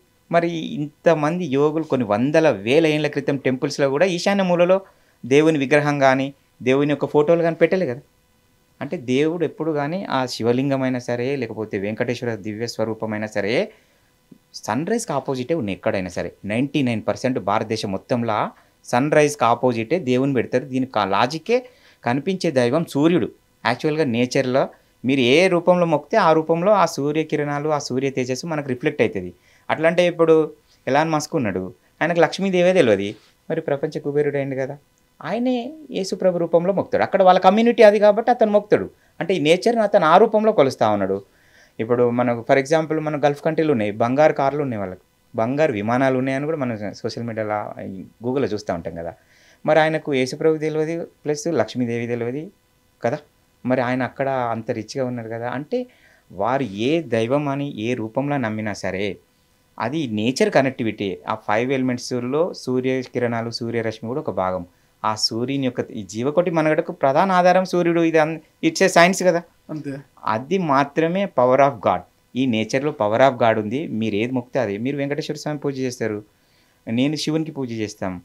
మనం మొక్కే విధానం ఏదైనా సరే ఆ పవర్ ఆఫ్ గాడ్కే కనెక్టివిటీ అవుతుంది. పండితులు ఎందుకు చెప్తారు ఈశాన్యంలోనే పూజ గది ఈశాన్యంలో పూజ గది పెట్టుకోమని చెప్తారు. అసలు యాక్చువల్గా ఈశాన్యం ఈశ్వర స్థానం, యాక్చువల్గా ఈశాన్యం ఈశ్వర స్థానం అంటే అది ఖాళీగానే ఉండాలి అంతే తప్ప అక్కడ బరువు వేయాలనేది ఎక్కడ లేదు. బరువు వేసినప్పుడు నష్టమే జరుగుతుంది. కాబట్టి ఈశాన్యంలో పూజ గది ఉన్నే తీపిస్తూ ఉన్నాము. సార్ మా ఇంట్లో ఈశాన్యంలో పూజ గది ఉంది, నష్టం జరిగింది అని చెప్తే మనం వెళ్ళి, అంటే అర్థం ఏంటంటే నార్త్ ఈస్ట్ టోటల్ ఇంటికి పూర్తి నార్త్ ఈస్ట్ కార్నర్లో ఆ మూల మూసేసి చిన్నపాటి రూములు కట్టడము, కబోర్డ్ పెట్టడము, సెల్ఫ్లు పెట్టడము, అక్కడ పూజ మందిరం ఏర్పాటు చేసిన ఇండ్లల్లో కూడా ప్రాక్టికల్గా కూడా మనకు ఆడ నెగిటివ్ ఎనర్జీ మీన్స్ ఆ ఇంట్లో నష్టపోయే సంఘటనలు, ఆ ఇంట్లో పిల్లల అభివృద్ధి ఆగిపోతూ ఉంది, చక్కగా చదువులో రాణింపు లేదు. ఎంతో గొప్ప గొప్ప ఐఏఎస్ ఐపీఎస్ల ఇంటికి వెళ్తే కూడా ఆ ఇంట్లో ఎక్కడ కూడా పూజ గదులు ఈశాన్యంలో లేవు. పెద్ద పెద్ద సెలబ్రిటీ ఇంట్లోకి వెళ్తే కూడా ఈశాన్యంలో పూజ గదులే లేవు. ఎక్కడైతే 10th fail, inter fail, degree fail ఇళ్ళల్లో పిల్లల ఇళ్ళకి వెళ్ళి చూస్తే ఆడ ఈశాన్యం కార్నర్లో తగ్గించి కట్టడము, చిన్న రూములు, సెల్ఫ్లు, కబోర్డ్స్, బరువులు వేయడము అది జరుగుతూ ఉంది. అట్లా కళ్ళతో చూసి చెప్పడం ఇది. నిజంగా శాస్త్రం చెప్పిన దానికంటే మనం కళ్ళతో చూసి ఒక నిర్ధారణకు వచ్చినాకనే ఒక పూర్తి క్లారిటీ. యాక్చువల్గా ఏంటంటే ఇంకొక లాజిక్ ఇక్కడ, సరే ఈశాన్యంలో పూజ గది ఉండొచ్చు అని కొంతమంది చెప్తా ఉన్నారు కదా, మీరు అంటా ఉన్నారు కదా, నేను వాళ్ళని వ్యతిరేకించడం అనేది నా ఉద్దేశం కాదు. కాకపోతే ఏంటంటే ఈశాన్యంలో ఈశ్వర స్థానం కదా. ఇప్పుడు పూజ గది మీన్స్ ఏంటిది, మనం అక్కడ దీపారాధన చేయడానికే పూజ గది ఏర్పాటు చేసుకుంటాం. పూజ గది ఏర్పాటు చేసుకుంటే ఆడ అగరబత్తి ముట్టిస్తాము, దీపం ముట్టిస్తాము, కొందరు పెద్ద పెద్ద కొవ్వొత్తులు వెలిగిస్తూ ఉంటారు, చేస్తూ ఉంటారు కదా. అంటే ఏంటిది, అది నిప్పు, అగ్ని కదా. మరి ఈశాన్యంలో ఈశ్వర స్థానంలో మనం అట్లా నిప్పును, అగ్నిని, దీపారాధన చేయొచ్చునా? అగ్నిస్థానం ఏంటిది, ఆగ్నేయం కదా. మరి ఆగ్నేయంలో ఉండాల్సిన అగ్నిని, ఆ దీపారాధనను, ఆ ఫైరే కదా, ఆ ఫైర్ ఎలిమెంట్ని తీసుకొచ్చి ఈశాన్యంలో పెట్టడం ఎంతవరకునే ఆ లాజిక్ మిస్ అవుతా ఉన్నారు వీళ్ళు. ఈశాన్యము ఈశ్వర దీపం పెట్టకూడదు అట్లా ఆ, మరి దీపం పెట్టద్దు మరి కదా. ధూప దీపాలు మరి దేవాలయం ధూప దీపాలు ఏమి ఉండకూడదు. ఇప్పుడు మన పూజ గది మీన్స్ ఆడ కబోర్డ్లో పెట్టినా ఫోటో పెట్టినా సరే దాని ఉద్దేశం ఆడ మనం దీపారాధన చేయడానికి పెట్టుకుంటాం కదా. అగరబత్తి ముట్టించినా కూడా అది కూడా ఫైర్ ఎలిమెంటే కదా. దీపం వెలుగుతూ ఉంటుంది అక్కడ. ఫైర్ ఎలిమెంట్ ఈశ్వర స్థానంలో ఫైర్ ఎలిమెంట్ ఎంతవరకు న్యాయం? ఆ లాజిక్ మిస్ అవుతూ ఉంటారు వీళ్ళు. అంత డీప్గా ఆలోచిస్తే అర్థమైతే కదా. కాబట్టి తూర్పు మధ్య స్థానంలో కానీ పడమర మధ్య స్థానంలో కానీ ఒక ఇంటి మొత్తానికి ఆ విధంగా ఏర్పాటు చేసుకుంటే అర్థమైంది. పడమర మధ్య స్థానంలో ఉంది ఫొటోస్ కానీ విగ్రహాలు కానీ పూజ గది కానీ, దానికి అంటే అర్థం సూర్యునికి ఆపోజిట్గా. లేదు తూర్పు మధ్య స్థానంలో పెట్టినాము అంటే అర్థమైంది సూర్యాస్తమయానికి ఆపోజిట్గా మనం పూజ గది ఏర్పాటు చేసుకుంటే సన్ రైజ్ కానీ సన్ సెట్ కానీ ఆపోజిట్ ఉండాలి. మనం ఏ వైపు మొక్తానమని కాదు, దేవుడు ఏ వైపు ఫొటోస్ దేవుని యొక్క ముఖం ఏ వైపు ఉందనేది చాలా ఇంపార్టెంట్. కాబట్టి అట్లా ఏర్పాటు చేసుకున్నప్పుడు ఇబ్బంది ఏముండదు. అట్లా నేను అనేది ఏంటంటే ఎప్పుడు కానీ మనం దైవారాధన ఒక నేచర్ కనెక్టివిటీ కోసమే మనం ఇది ఏర్పాటు చేసుకుంటాం కదా. ఫర్ ఎగ్జాంపుల్ ఇంకా చెప్పాలంటే దేవుని ఫటాలు కానీ విగ్రహాలు కానీ ఈస్ట్ ముఖంగా ఉన్న టెంపుల్సే చాలా వెలుగులోకి వచ్చినాయి, చాలా ఫేమస్ ఉన్నాయి. భారతదేశం మొత్తం తీసుకుంటే తూర్పు ముఖంగా ఉన్న దేవాలయాలే ఒక వెలుగుతూ ఉన్నాయి. అదే పడమర ముఖంగా ఉన్న దేవాలయాలు అంత సక్సెస్ఫుల్గా లేవు అనడానికి మీకు ప్రాక్టికల్ మీకు ఒక ఎవిడెన్స్ ఇస్తా. తిరుమల తిరుపతి దేవస్థానము వెంకటేశ్వర స్వామి ముఖం తూర్పు ముఖంగా ఉంటుంది. అదే దగ్గరలో ఉన్న శ్రీకాళహస్తి శివాలయం ఉంటుంది కదా, ఆ శివాలయము శ్రీకాళహస్తి పడమర ముఖంగా ఉంటుంది. అక్కడ 1,00,000 మంది వెంకటేశ్వర స్వామి దగ్గర పోతే 1000 మంది కూడా శ్రీకాళహస్తి పోరు. కానీ వెంకటేశ్వర స్వామి టెంపుల్ లోపల ఉండే శిల్ప సంపద కంటే ఇంకా ఇక్కడ శ్రీకాళహస్తి ఇంకా బ్యూటిఫుల్ ఉంటుంది, అమేజింగ్ ఉంటుంది, అద్భుతంగా ఉంటుంది టెంపుల్ నిర్మాణం. అయినా కూడా ఆడ అంత సక్సెస్ఫుల్ అంటే అర్థమైంది సన్ రైజ్లో ఉండే power of energy, power of god sun సెట్లో ఉండట్లేదు కనిపిస్తూ ఉంది. ఇప్పుడు మనకు ఇక్కడ తీసుకుందాం, మన దగ్గర భద్రాచలం ఉంది. అక్కడ కూడా రామాలయము దేవుడు పడమర ముఖంగా ఉంటాడు. అక్కడ కూడా మనకు శ్రీరామనవమి అప్పుడు మాత్రమే కలకలలాడుతూ ఉంటుంది. 365 days కలకలలాడుతూ ఉంటుందా? మీరు వెళ్ళి చూసా కదా, ఉండేది కదా. అంటే అర్థమైంది అది కట్టేటప్పుడే అది కట్టించినతను పోయి జైల్లో ఉంది. ఇట్లాంటివి ఉన్నాయి కదా మనకు. అంటే అర్థమైంది ఇది ఒక్కటే కాదు, పడమరలో నది ఉంది. భద్రాచలం రామాలయంకు పడమరలో నది ఉన్నప్పుడు కూడా నష్టమే జరుగుతూ ఉంది. అదే ఇప్పుడు మనం శ్రీకాళహస్తిలో కూడా పడమరలో స్వర్ణముఖి నది ఉంటుంది, ఇక్కడనేమో గోదావరి నది ఉంటుంది. ఈ రెండు కూడా అది మీరు కళ్ళ ముందు ఇక ప్రాక్టికల్గా. అదే వెంకటేశ్వర స్వామి ఈశాన్యంలో కోనేరు ఉంది, నైరుతిలో ఉన్నతంగా కొండలు ఉన్నాయి, గుట్టలు ఉన్నాయి, నేచురల్గా ప్రకృతి సహజ సిద్ధంగా ఉంది అక్కడ వాస్తు. కాబట్టి అది 365 days కలకలలాడుతూ ఉంటుంది. నేను అందుకే అంటావు కదా భగవంతునికైనా సరే 5 elements కనెక్టివిటీ అయినప్పుడు అది కలకలలాడుతూ ఉంది. దాని కళ్ళ ముందు ఉంది కదా, ఇంకా నమ్మకపోవడానికి గాలి, నీరు, నిప్పు, ఆకాశము, పంచభూతాలే. ఆ పంచభూతాలే దాని కనెక్టివిటీ. ఈ రోజు భూమి మీద మనం కూర్చున్నాము, 5 elements భూమి ఉంటేనే కదా దాని ఆధారంగా మనం ఇట్లా కూర్చోగలిగినాం కదా. శ్వాస పీల్చుకుంటున్నాము, దాని ఆధారంగానే కదా మన నడుస్తూ ఉంది జీవితం. మనం ఆహారం తీసుకుంటున్నాము, లేదంటే ఫైర్ ఉంది, అన్నం అనుకుంటా ఉన్నాము, ఫైర్ ఎలిమెంట్ అది ఉంటేనే కదా మనం ఆహారాన్ని మనం తినగలుగుతాం. పంచభూతాలకు సంబంధించి వెలుతురు ఉంది, బ్రైట్నెస్ ఉంటేనే కదా ఈరోజు వీళ్ళంతా క్యాప్చర్ చేస్తూ ఉన్నారు. అదే కదా వెలుతురు, వెలుగు, గాలి, వెలుగు, ఇదంతా ఇదే 5 elements నేచర్ కనెక్టివిటీ. దీన్ని ఏమంటున్నా అంటే ఇట్లాగ మనం ఒక ఇంటి నిర్మాణం చేసుకుంటున్నాము, అడ్డం దుడ్డం ఎల్ షేపులు యూ షేపులు చేసుకొని అందులో అవస్థలు పడే కంటే సేమ్ దాన్ని మనకు ఏదైతే ఋషులు అందించిన, ఏదైతే మనకు ఋషులు మహానుభావులు అందించినటువంటి మంచి సర్వ సంపద వాస్తు సంపద ఉందో దాన్ని మనం వినియోగించుకొని చక్కగా దానికి అనుకూలమైన ఆ పారామీటర్స్లో కట్టుకుంటూ వచ్చే నష్టం ఏముంది, దానికి అడిషనల్గా వచ్చే నష్టం ఏముంది. ఇప్పుడు మీరు ఒక ఇల్లు కట్టుకుంటారు, ఆర్కిటెక్ట్తో ప్లాన్ తీసుకున్నారు, ఆయన ఏంటంటే ఎల్ షేప్లు యూ షేప్లు ఇచ్చిండు, లేకపోతే బ్యూటిఫికేషన్ పేరుతో మంచి అందంగా ఉండాలని చెప్పి ఇష్టం వచ్చినట్టు ఇస్తూ ఉన్నారు. ఎక్కడ కటింగ్ ఉండాలనో అక్కడ కాకుండా ఇష్టం వచ్చినట్టు కటింగ్, స్లాబ్ కటింగ్ ఉండడము, ఆ విధంగా చేస్తూ ఉన్నారు. నేనేం చెప్తా ఉన్నా దాన్ని ఒక పద్ధతి ప్రకారంగా, ఒక వెహికల్ నడవాలంటేనే ఒక క్రమ పద్ధతిలో క్రియేట్ చేస్తూ ఉంటాం. ఒక ఇల్లు, ఒక కుటుంబం ఇదంతా నడుస్తూ ఉండాలంటే ఒక చక్కటి పద్ధతి ప్రకారం ఏర్పాటు చేసుకున్నప్పుడు మీకు అందులో మంచి ఫలితాలు ఉన్నాయి. ప్రాక్టికల్గా సో మెనీ ఎవిడెన్స్ ఉన్నాయని చెప్తా ఉన్నాం. అట్లా దాన్ని ఈ వాస్తు పారామీటర్స్లో ఇంప్లిమెంట్ చేస్తే వచ్చే ఇబ్బంది ఏముంది కదా. ఎట్లా ఇల్లు కట్టుకుంటాను అడ్డం దుడ్డం కట్టుకొని వెనకసిరి ఇబ్బందులు పడి తర్వాత బాధపడకంటే అది ఉందా లేదా అనే పక్కన పెడితే ఇది ఈ విధంగా కట్టుకున్నప్పుడు లాభం జరుగుతుంది అంటే నష్టం అయితే జరగదు కదా. మరి దాన్ని మనం నెగ్లెక్ట్ చేయాలి, ఎందుకు ఇగ్నోర్ చేయాలని నేను అంటున్నాను. అట్లా దానివల్ల వచ్చే అడిషనల్ ఎక్స్పెండిచర్ ఏముంటుంది దానివల్ల. అదే ఒక క్రమ పద్ధతిలో ఒక పారామీటర్స్లో మంచి చక్కటి వాస్తు పారామీటర్లు కట్టుకుంటే ప్రశాంతమైన జీవితం ఉంటుంది. సో మెనీ ఎవిడెన్స్ ఉన్నాయి. నేను చెప్పేది గుడ్డిగా నమ్మనట్లేదు. ఇప్పుడు మీరు చెప్పేది ఒకటే గురుగారు, తూర్పు ప్రధానంగా ఇంట్లో పూజ గది పెట్టుకోవాలనిపిస్తే కల ఎవరైతే మాంసము మద్యపానము అలవాటు ఉందో వాళ్ళ ఇంట్లో అసలు పూజ గది ఉండకూడదని మీరు అంటారు. ఓకేనా? ఒకవేళ అవసరం ఉంది పూజ గది పెట్టుకోవాలి ఇంట్లో అనుకున్నవారు తూర్పు మధ్యస్థానం కానీ పడమర మధ్యస్థానం కానీ సెపరేట్, అంటే అది బాక్స్ లాగా కబోర్డ్ అయినా సరే, రూమ్ అయినా, గ్లాస్ అయినా ఫిక్స్డ్ గా ఉండాలి, క్లోజ్ చేయాలంటున్నా నేను. వద్దు అనట్లేదు పూజ గది వద్దు, అది నమ్మకము ఎవరి ఇష్టం వారు, నేను వద్దు అని అనట్లేదు. కానీ ఉంటే మాత్రం దాని యొక్క ఏదైతే నియమాలునే అది ఆచరించినప్పుడు చాలా చక్కటి ఫలితం ఉంటుంది. కాబట్టి క్లోజ్డ్ అంటే మనం దీపారాధన చేసినంతసేపు డోర్ ఓపెన్ చేసుకోవాలి, క్లోజ్ చేసుకున్నాక నీకు నచ్చింది వండుకుంటావు, తింటావు, ఎవరి ఇష్టం. డోర్ క్లోజ్ చేసే విధానం తెరిచిపెట్టకూడదు, పూజ గది డోర్ తెరిచిపెట్టకూడదు ఇంట్లో. అట్లా పూజ అయిపోయిన వెంటనే డోర్ మూసేసుకొని ఎవరి పనులు ద్వారాలు అయితే కంపల్సరీ ఉండాలి. పూజ గదికి వాకిళ్ళు ఉండాలి. పూజ అయిపోతానే క్లోజ్ చేశారు, నో ప్రాబ్లం.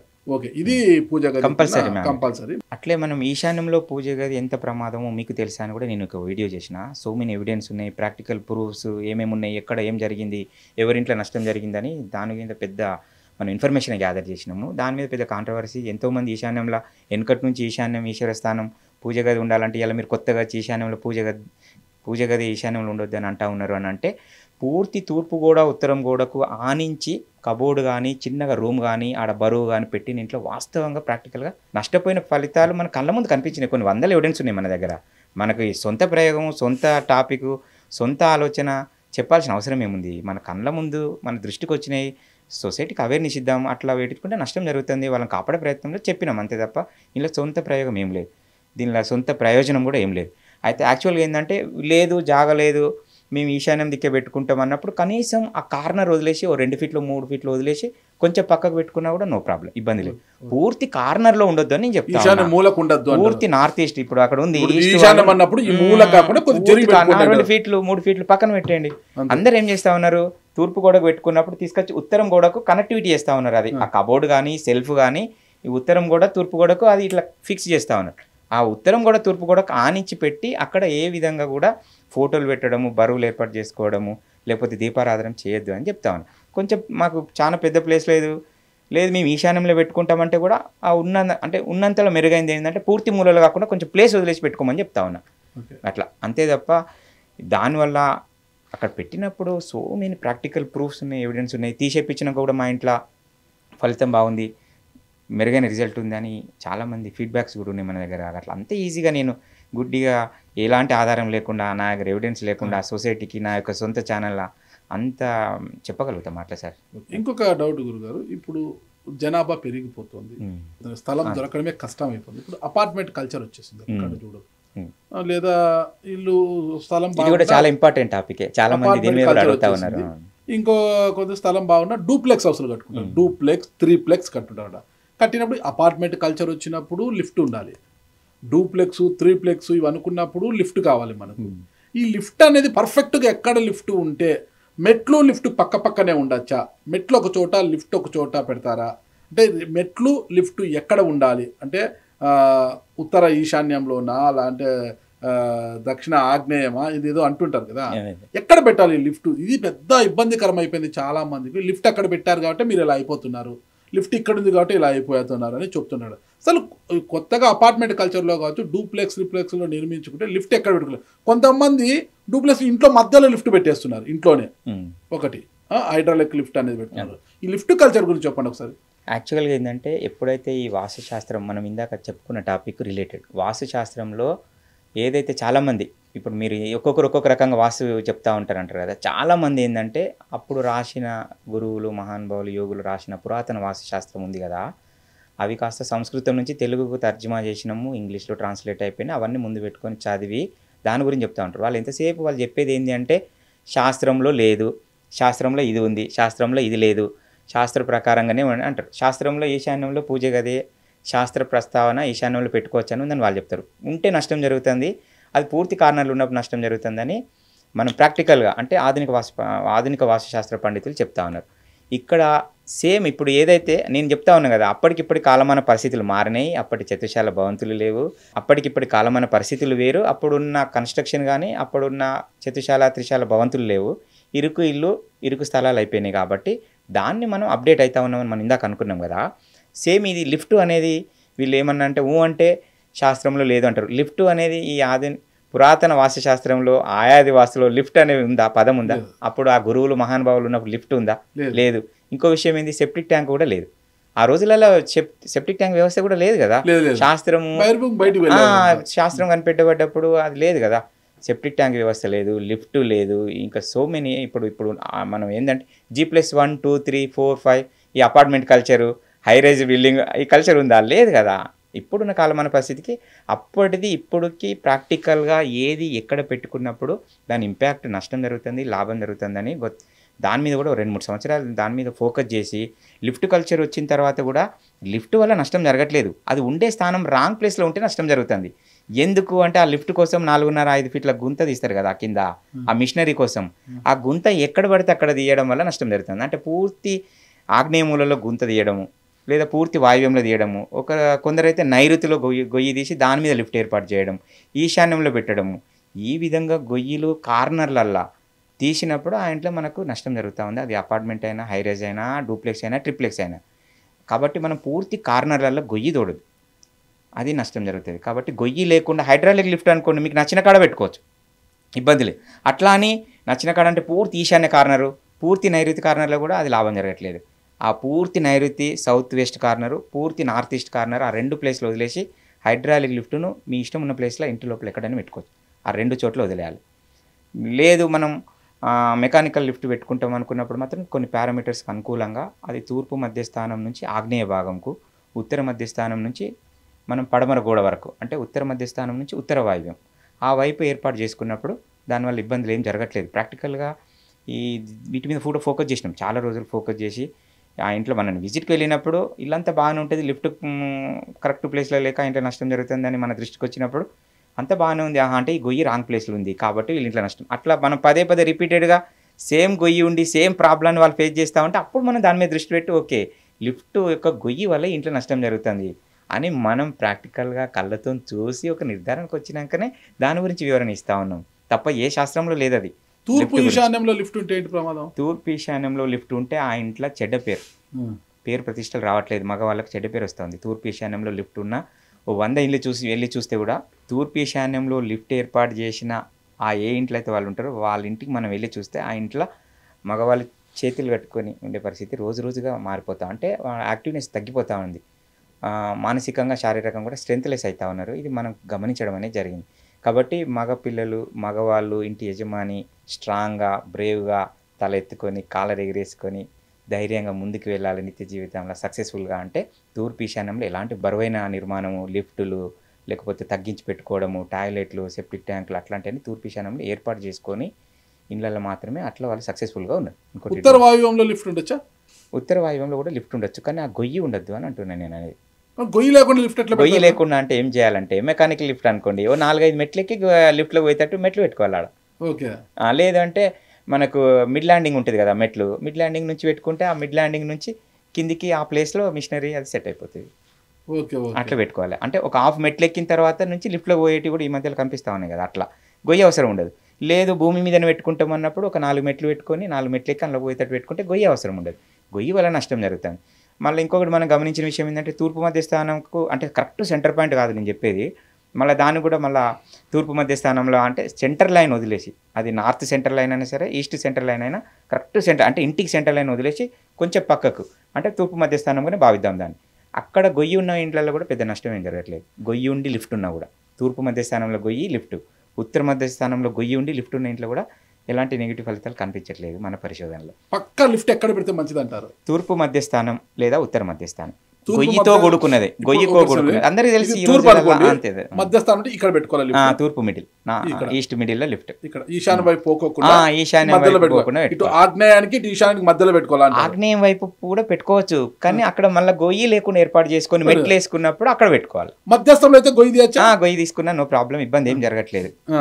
గొయ్యి తీసిన ప్రాబ్లం. ఉత్తర మధ్య ఈశాన్యంలో లిఫ్ట్ పెట్టకూడదు, ఆగ్నేయంలో పెడితే గొయ్యి తీయకూడదు. వాయువ్యంలో కూడా గొయ్యి తీయకుండా వీలైనంత వరకు. హైడ్రాలిక్ లిఫ్ట్ అయితే వాయువ్యంలో పెట్టిన ఆగ్నేయంలో పెట్టిన ఇబ్బంది ఏమి ఉండదు. నైరుతిలో లిఫ్ట్ పెట్టడం వల్ల అది బరువు ఉండాల్సిన విషయం అని కొందరు అంటూ ఉంటారు, కానీ ఆ లిఫ్ట్ ఎక్కడికి చేరుకుంటాం మనం, ఆ ల్యాండింగ్ ఎక్కడికి వెళ్తాము, నైరుతి నడక అవుతుంది కదా, అది నష్టం జరుగుతుంది. అక్కడ ఉండొచ్చు కానీ మనం ఏడికి రీచ్ అవుతాము, పైన ఫస్ట్ ఫ్లోర్ లో మళ్ళీ నైరుతి నడక అవుతుంది. నైరుతి నిరతుడు రాక్షస స్థానము, అటు నడవద్దు, ఆ హాలో ఉండొద్దు, రంధ్రం ఉండొద్దు, గొయ్యి ఉండొద్దు అని చెప్తా ఉంటాము. ఆ కటింగ్ చేస్తాం కదా స్లాబ్ కటింగ్ లిఫ్ట్ కోసం, ఆ స్లాబ్ కటింగ్ వల్ల నష్టం జరుగుతుంది. కాబట్టి అక్కడ వద్దంటున్నాం. ఈశాన్యంలోనేమో స్లాబ్ కటింగ్ వల్ల ఈశాన్యం తగిన దోషం ఒకటే కాకుండా ఈశాన్యంలో వెయిట్ బరువు కూడా ఉండొద్దని చెప్తాం. కాబట్టి ఈ నైరుతి ఈశాన్యం వదిలేసి మిగతా మొత్తం ప్లేస్లో హైడ్రాలిక్ లిఫ్ట్ ఎక్కడైనా పెట్టుకోవచ్చు, ఇబ్బంది ఏం లేదు. తూర్పు మధ్యస్థంలో అయితే గొయ్యి తీసి పెట్టుకోవచ్చు. ఎలాంటి లిఫ్ట్ అయినా పెట్టుకోవచ్చు, నో ప్రాబ్లం ఏం లేదు, ఇబ్బంది ఏం లేదు. ఓకే గురు, చాలా చక్కగా చెప్పారు గురుగారు. ఇంకా ఈ లిఫ్ట్ గురించి కూడా అయిపోయింది కదా. కొత్తగా ఇంటి నిర్మించే వారికి చాలా సందేహాలు వస్తుంటాయి అన్నమాట. డోర్ ఎక్కడ పెట్టుకోవాలి? ఈశాన్యంలో పెట్టుకోవాలా, తూర్పు మధ్యస్థంలో పెట్టుకోవాలి? పడమర ఫేస్తో ఇల్లు కట్టే వాళ్ళకి డోర్ ఎక్కడ పెట్టుకోవాలి ఏంటి? అసలు డోర్తో పాటు కిటికీలు ఎన్ని పెట్టుకోవాలి? సరి సంఖ్యనా, బేస్ సంఖ్యనా, ఎన్నైనా కిటికీలు పెట్టుకోవచ్చా? డోర్ ఇంత సైజు ఉంటే కిటికీలు ఇంత ఉండాలనా అని ఈ యొక్క గందరగోళానికి గురి అవుతున్నారు గురుగారు. తూర్పు ఫేస్తో ఉండేవాళ్ళు మెయిన్ డోర్ ప్రధాన ముఖద్వారం ఎలా పెట్టుకోవాలి, దక్షిణ భాగం అయితే ఎలా పెట్టుకోవాలి, ఉత్తర భాగం అయితే ఎలా, పడమర అయితే ఎలా పెట్టుకోవాలి, కిటికీలు ఎన్ని పెట్టుకోవచ్చు, సరి సంఖ్యన బేస్ సంఖ్యన? ఓకే అండి, ఇది కూడా చాలా మోస్ట్ ఇంపార్టెంట్ టాపికే. చాలామంది మనం రెగ్యులర్గా అడుగుతా ఉన్న విషయమే. మీ ద్వారా ఇంకా ఎక్కువ మందికి రీచ్ కావాలని కోరుకుంటా ఉన్నా. చాలా చాలా ఇంపార్టెంట్ టాపిక్. ఒక ఇల్లు కట్టాలంటే ప్రధానంగా ఈ డోర్స్ అండ్ విండోస్ ఖచ్చితంగా పాటించాల్సిందే, ప్రతి ఒక్కరిలో ఉంది. మళ్ళీ మీరు అంటూ ఉంటారు కదా, నలుగురు 4 రకాల చెప్తా ఉన్నారు, ఈ వాస్తు అయినా సరే జ్యోతిషమైనా అని. ఇది కూడా అందులో ఒక భాగంగానే ఉంది. దాన్ని పూర్తి క్లారిటీ ఇచ్చే ప్రయత్నం చేస్తా. అంటే నేనేదో చెప్పినంత మాత్రం నేను చెప్పింది గ్రేట్ అని అనట్లేదు. లాజికల్గా మీరు ఆలోచించి నేను చెప్పింది కరెక్టా, 10 మంది ఇతరులు చెప్పింది కరెక్టా అని మీకు అర్థమైపోతుంది ఆటోమేటిక్గా. మనకు కావాల్సింది ఏంది, ఏది చేసినా మనకు ఒకటి సైంటిఫికల్గానన్నా కనెక్టివిటీ ఏర్పడాలి, లేదంటే లాజికల్గానన్నా మనకు కనెక్టివిటీ ఏర్పడాలి. నేను చెప్పేది లాజికల్గా మీకు అర్థమయ్యే విధంగా ఉంటుంది. ఎందుకు అని అంటే, మనం ఒక ఇంటి నిర్మాణం చేసుకున్నప్పుడు మనం ఇందాక అనుకున్నట్టుగా విశాలమైన స్థలము, ఇది చాలామందిలో ఉన్న ప్రశ్ననే. ఈ మధ్యలో ఇది బయట సోషల్ మీడియా కూడా ఈ మధ్య ద్వారాల మీద, ఈశాన్య ద్వారాల మీద వేరే వాళ్ళు ఒకరి మీద ఒకరు దుమ్మెత్తి పోసుకుంటా ఉన్నారు. దేవుని దయ వల్ల నేను ఇప్పటివరకు ఆ కాంట్రవర్సీలకు దూరంగానే ఉన్నాము. వేరే వాళ్ళు అందరూ దీని మీద అనవసరంగా లేనిపోయిన న్యూసెన్స్ క్రియేట్ చేసుకుంటా ఉన్నారు. వాస్తవంగా ఏంది, ఈశాన్య ద్వారాలు మంచియే, మధ్య ద్వారాలు మంచియే. ఇక్కడ అర్థం చేసుకోవాల్సింది అది. కొందరు ఏమంటారు, ఆధునిక వాస్తు పండితులు ఓన్లీ ఈశాన్య ద్వారాలే గ్రేట్ అని చెప్తా ఉన్నారు. దాని పూర్తి వ్యతిరేకంగా పురాతన వాస్తు, ఆయాది వాస్తు చెప్పే వాళ్ళందరూ ఏం చెప్తా ఉన్నారంటే స్థాపత్య వేద అని, వాళ్ళంతా మధ్య ద్వారాలు మాత్రమే గ్రేట్ అని చెప్తా ఉన్నారు. ఇక్కడ ఒక కాంట్రవర్సీ నడుస్తూ ఉంది. యాక్చువల్గా మధ్య ద్వారాలు మంచియే, ఈశాన్య ద్వారాలు కూడా మంచియే. ఎందుకు మంచి అంటే, పెద్ద స్థలం ఉంది, విశాలమైన ఇల్లు కట్టుకుంటున్నాము, అలాంటప్పుడు మధ్య ద్వారాలు చూడడానికి బ్యూటిఫుల్గా ఉండడమే కాకుండా అది బ్యాలెన్సింగ్గా ఉంటుంది. ప్లస్ మధ్య ద్వారాలు చాలా మంచిదే, ఫలితం కూడా చాలా చక్కటి ఫలితం ఉంది. కొన్ని 100 ఏళ్ళ నుంచి మధ్య ద్వారాలు పెట్టిన ఇల్లు కూడా కలకలలాడుతూ ఉన్నాయి, అంటే పెద్ద నిర్మాణం ఉన్నప్పుడు. అదే ఇప్పుడు ఉన్నది 50 గజాలు, 60 గజాలు, 100 గజాలు మధ్య ద్వారం పెడితే అది ఏమవుతుందని అంటే, మధ్యలో ఇక్కడ నుంచి అక్కడ దాకా మొత్తం ఓపెన్ అయిపోతుంది. మన ఇంట్లో ఏముంది, మంచాలు, బీరువాలు మొత్తం ఎక్కడి నుంచి ఇక్కడికి బోర్లు, బోకిలు అన్నీ కనబడతా ఉంటాయి. ఒక పక్కన ఈశాన్య ద్వారాలు పెట్టుకున్నప్పుడు కంఫర్ట్ కూడా ఇంపార్టెంటే కదా. కంఫర్ట్ ఉంటుందని ఆధునిక పండితులు ఏంటంటే అది ఈశాన్య ద్వారాలు పెట్టారు. ఇంకొక లాజిక్, ఆధునిక వాస్తు పండితులు ఈశాన్య ద్వారాలకు ఇది ఖచ్చితంగా లాభం జరుగుతుంది అని చెప్పడానికి కారణం ఏంటంటే, ఈశాన్యంలో ద్వారాలు అంటే దానికి ఆపోజిట్ పడమర, తూర్పు ఈశాన్యం నుంచి పడమర వాయుం, ఉత్తర ఈశాన్యం నుంచి దక్షిణ ఆగ్నేయంకు ప్యారలల్గానే ఉంటుంది. అది అటు పెట్టినప్పుడు ఏమైతుందంటే, తూర్పు ఈశాన్యంలో వెయిట్ వేయరు. డోర్ పెట్టినప్పుడు అక్కడ ఏం సోఫాలు వేయరు, మంచాలు వేయరు, పూజ గది కట్టరు, ఖాళీగా ఉంటుంది, ఈజీగా ఉంటుంది, ఆడ బరువు వేయకుండా ఉంటుంది అనేది అందులో ప్రధానమైన లాజిక్. అది దాన్ని వాళ్ళు మిస్ అవుతూ ఉంటారు అట్లా. కాబట్టి మధ్య ద్వారాలు ఎప్పుడు ఏర్పాటు చేసుకోవాలి, పెద్ద పెద్ద రాజభవనాలు కట్టినప్పుడు కూడా మనకు మధ్య ద్వారాలు అందంగా ఉంటాయి, వాస్తు ప్రకారం కూడా చాలా మంచిదే. చిన్న చిన్న ఇండ్లు ఉన్నప్పుడు ఈశాన్య ద్వారాలు పెట్టుకోవాలి. నేనేమంటున్నా, మధ్య ద్వారాలే మంచిదని నేను అనట్లేదు, లేదు ఈశాన్య ద్వారాలే మంచిది అనట్లేదు. ఆ స్థలానికి అనుకూలంగా, ఆ ఇంటి నిర్మాణము, ఇంటి యొక్క మనం స్క్వేర్ ఆర్ రెక్టాంగిల్ ఒక ఇల్లు కట్టుకున్నప్పుడు దాని స్వరూపానికి అనుకూలంగా ఏది మనిషికి వాస్తుతో పాటు కంఫర్ట్ ఇంపార్టెంటే. వాస్తు పేరు చెప్పి నడి మధ్యలో పెట్టుకొని పోతాండ వస్తా అంటే మంచం దాక్కుంటా, బోలు దాక్కుంటా, అట్లా అడ్డం పెట్టుకొని నడిచి డిస్కంఫర్ట్ కూడా అవసరం కాదు కదా. మనిషి కంఫర్ట్ కోసమే మనం ఇవన్నీ ఏర్పాటు చేసుకుంటా ఉన్నాం. కంఫర్ట్ కూడా ఇంపార్టెంటే. కాబట్టి ఈశాన్య ద్వారాలు గ్రేటు, లేదంటే మధ్య ద్వారాలు గ్రేట్ కాదు. ఎవరైనా సరే, మీరు నా వీడియో చూసేవాళ్ళు కూడా ఈశాన్యంలో ద్వారం ఉన్నవాళ్ళు ఎవ్వరు కూడా భయపడాల్సిన అవసరం లేదు. ఈశాన్య ద్వారాలు అంటే ఏంటంటే, పూర్తి మూలలో పెట్టినప్పుడు నష్టం జరుగుతుంది. ఇక్కడ లాజిక్ అదే. ఇందాక నేను ఈశాన్యంలో పూజ గది పూర్తి మూలలో పెట్టినప్పుడు నష్టం జరుగుతుంది, మూల వదిలేసి పెట్టాలని చెప్తా ఉన్నాం కదా. డోర్ కూడా అంతే. వాళ్ళు ఏం చేస్తారు, ఉత్తరం కూడా కంటు పెట్టి కడతా ఉన్నారు ఫ్రేమ్ అనేది. అక్కడ కూడా కొంచెం కంత రావాలి, దిమ్మే కంత అంటారు కదా. అంటే అర్థమైంది ఒక 9 ఇంచులు, అంటే వీళ్ళు ఒక 12 ఫీట్లు ఉందనుకోండి తూర్పు వాళ్ళు, 9 ఇంచులకంతా 18 ఇంచులకంతా, లేదు 24 ఇంచుల వెడల్పు. అంటే గోడ ఎంత, ఇప్పుడు ఈ వాల్ ఉంది, ఈ వాల్ ఉన్నదే 12 ఫీట్లు ఉంది, దీనికి ఒక 9 ఇంచుల కంత ఇచ్చిపెట్టి ఇక్కడ డోర్ పెట్టాలి, పూర్తి మూలలో పెడతా ఉన్నారు. అట్లా పెట్టినప్పుడు నష్టం జరుగుతుంది అని అంటా ఉన్నా. దాన్ని అర్థం చేసుకుంటలేదు. తూర్పు వాకిలి ఈడ ఈ ఈశాన్యం ఈ మూల వదిలేసి ఈడ డోర్ పెడతారు, మెయిన్ డోర్ ముఖద్వారం. ఆ వదిలేసేది కూడా ఒక పారామీటర్, ఒక క్యాల్కులేషన్ ప్రకారం. అంటే తూర్పు గోడ ఆ ఇల్లు ఎన్ని ఫీట్ల వెడల్పు ఉంది, 20 ఫీట్లు ఉందా తూర్పు గోడ, 30 ఫీట్లు ఉందా, 12 ఫీట్లు, దానికి అనుకూలంగా కొంచెం స్పేస్ వదిలేసి, అంటే 9 ఇంచుల తర్వాత పెడితే బెటరా, 18 ఇంచుల, 24, ఒక క్యాలిక్యులేషన్ ప్రకారంగా పెట్టుకున్నప్పుడు కింది భాగంలో అన్నట్టు ఈశాన్యం అంటే పూర్తి మూలలో పెట్టుడని వీళ్ళు అనుకుంటా ఉంటారు జనరల్గా. ఈశాన్యం అంటే పూర్తి మూలలో పెట్టుమని ఆధునిక వాస్తు పండితులు, ఆధునిక వాస్తుశాస్త్రం కూడా చెప్పలే, పూర్తి ఈశాన్య మూలలో పెట్టుమని. అంటే మధ్యలో పెట్టినప్పుడు డిస్కంఫర్ట్ ఉంటుంది, కొద్దిగా ఈశాన్యం వైపు జరిపి పెట్టమని. యాక్చువల్గా పురాతన వాస్తుశాస్త్రంలో కూడా మన పూర్వీకులు చెప్పిన దానిలో కూడా సెంటర్లో పెట్టమని చెప్పలే, కొద్దిగా లెఫ్ట్కు, కొద్దిగా ఎడం వైపు, ఈశాన్యం వైపు జరిపి పెట్టమనే ఉంది. ఆ కొద్దిగా కాస్త కొంచెం ఎక్కువ పెట్టమని ఆధునిక పండితులు చెప్తా ఉన్నారు, ఇంకో కొంచెం కంఫర్ట్ కూడా ఉంటుంది అని. దాన్ని వీళ్ళు అపార్థం చేసుకొని చెప్తా ఉన్నారు. వాస్తవమే. ఇప్పుడు ఇది తూర్పు వాకిలి అన్నప్పుడు కొద్దిగా జరిపి ఇక్కడ మెయిన్ డోర్ పెడతారు, ఇక్కడ మళ్ళీ ఉత్తరం డోర్ పెట్టచ్చు, ఇక్కడ ఉత్తరం డోర్ పెట్టుకోవచ్చా? పక్క పక్కనే పెట్టినప్పుడు కూడా ఏంటంటే మన కంఫర్ట్ కూడా ఇంపార్టెంట్ కదా. పక్క పక్కనే 2 డోర్లు ఎందుకు? ఒకవేళ ఈస్ట్కి వెళ్ళాలనుకో, ఒక సైడ్ నుంచి వెళ్తాను, నార్త్కి వెళ్ళాలంటే మిడిల్లో పెట్టుకోండి అని చెప్తా ఉన్నా. నేను అందరికి డిఫరెన్స్ ఏంటంటే, ఒకవైపు తూర్పు డోర్ తెరిచినప్పుడు ఈ ఉత్తరం డోర్ రెండు తగులుకుంటాయి, అట్లా ఉండొద్దు, గ్యాప్ ఇచ్చి పెట్టాలి. నేనేమంటున్నా, 2 డోర్లు తగలితే నష్టమని కాదు, మనిషి పొద్దున్న లేస్తే దాని యూసేజ్ ఉండాలి కదా, దాని యొక్క వినియోగించుకునే విధంగా ఉండాలి.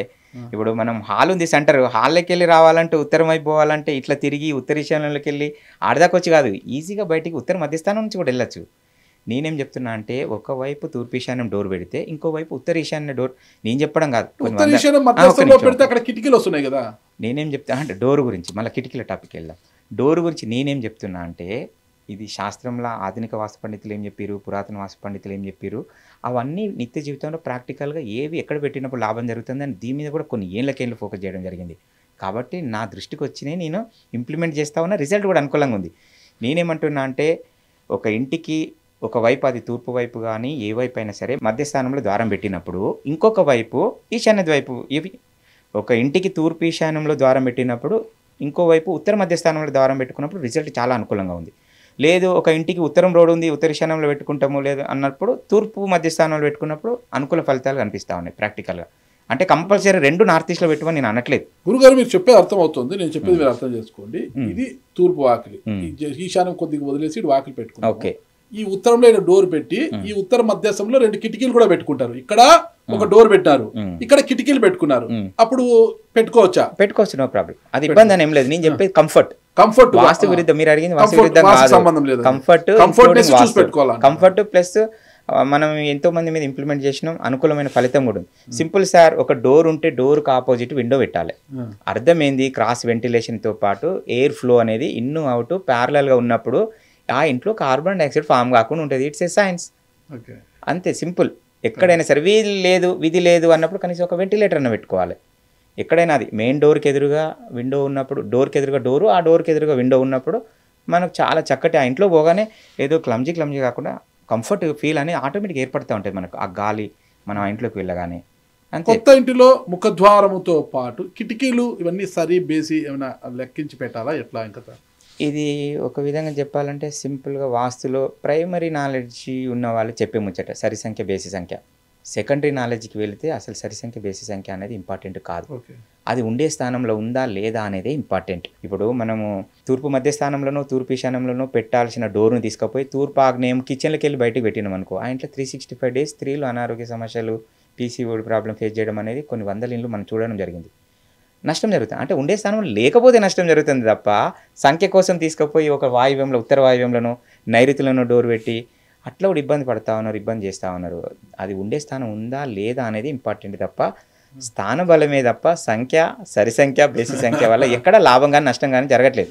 రాగానే ఏంటంటే సింపుల్గా ఇట్లా ఇంటికి రాగానే 3 ఉన్నాయా 7 ఉన్నాయా అవి లెక్క పెట్టడం కాదు, అది ఉండే స్థానంలో ఉందా లేదా అనేది ఆ స్థానం ఇంపార్టెంట్. అది అట్లా. అది ఇప్పుడు బెడ్రూమ్ అటాచ్డ్ బాత్రూమ్స్ వచ్చిన తర్వాత బెడ్రూమ్ లోనే బాత్రూమ్ పెట్టేసి ఉంటారు, అంటే బెడ్రూమ్ లోకి వెళ్ళి డోర్ తీసుకొని పోవాలి, అలా ఉండొచ్చా గురుగారు?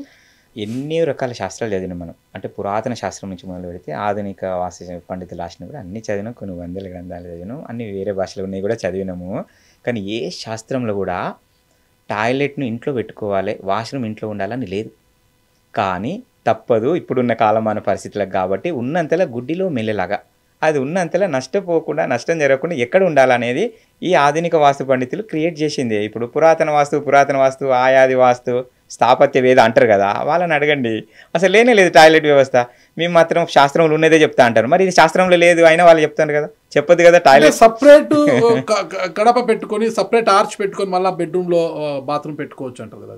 నా ఉద్దేశం అది కాదు. అది శాస్త్రంలో లేకున్నా ఇప్పుడు తప్పదు కాబట్టి దాన్ని మనం ఉన్నంతలో మనం యాక్చువల్గా ఏంది, అది bad energy, negative energy, bad smell వస్తుంది. మనం ఒక టాయిలెట్ ఏర్పాటు చేసుకున్నప్పుడు ఎందుకు వద్దు అని అంటే అర్థమైంది.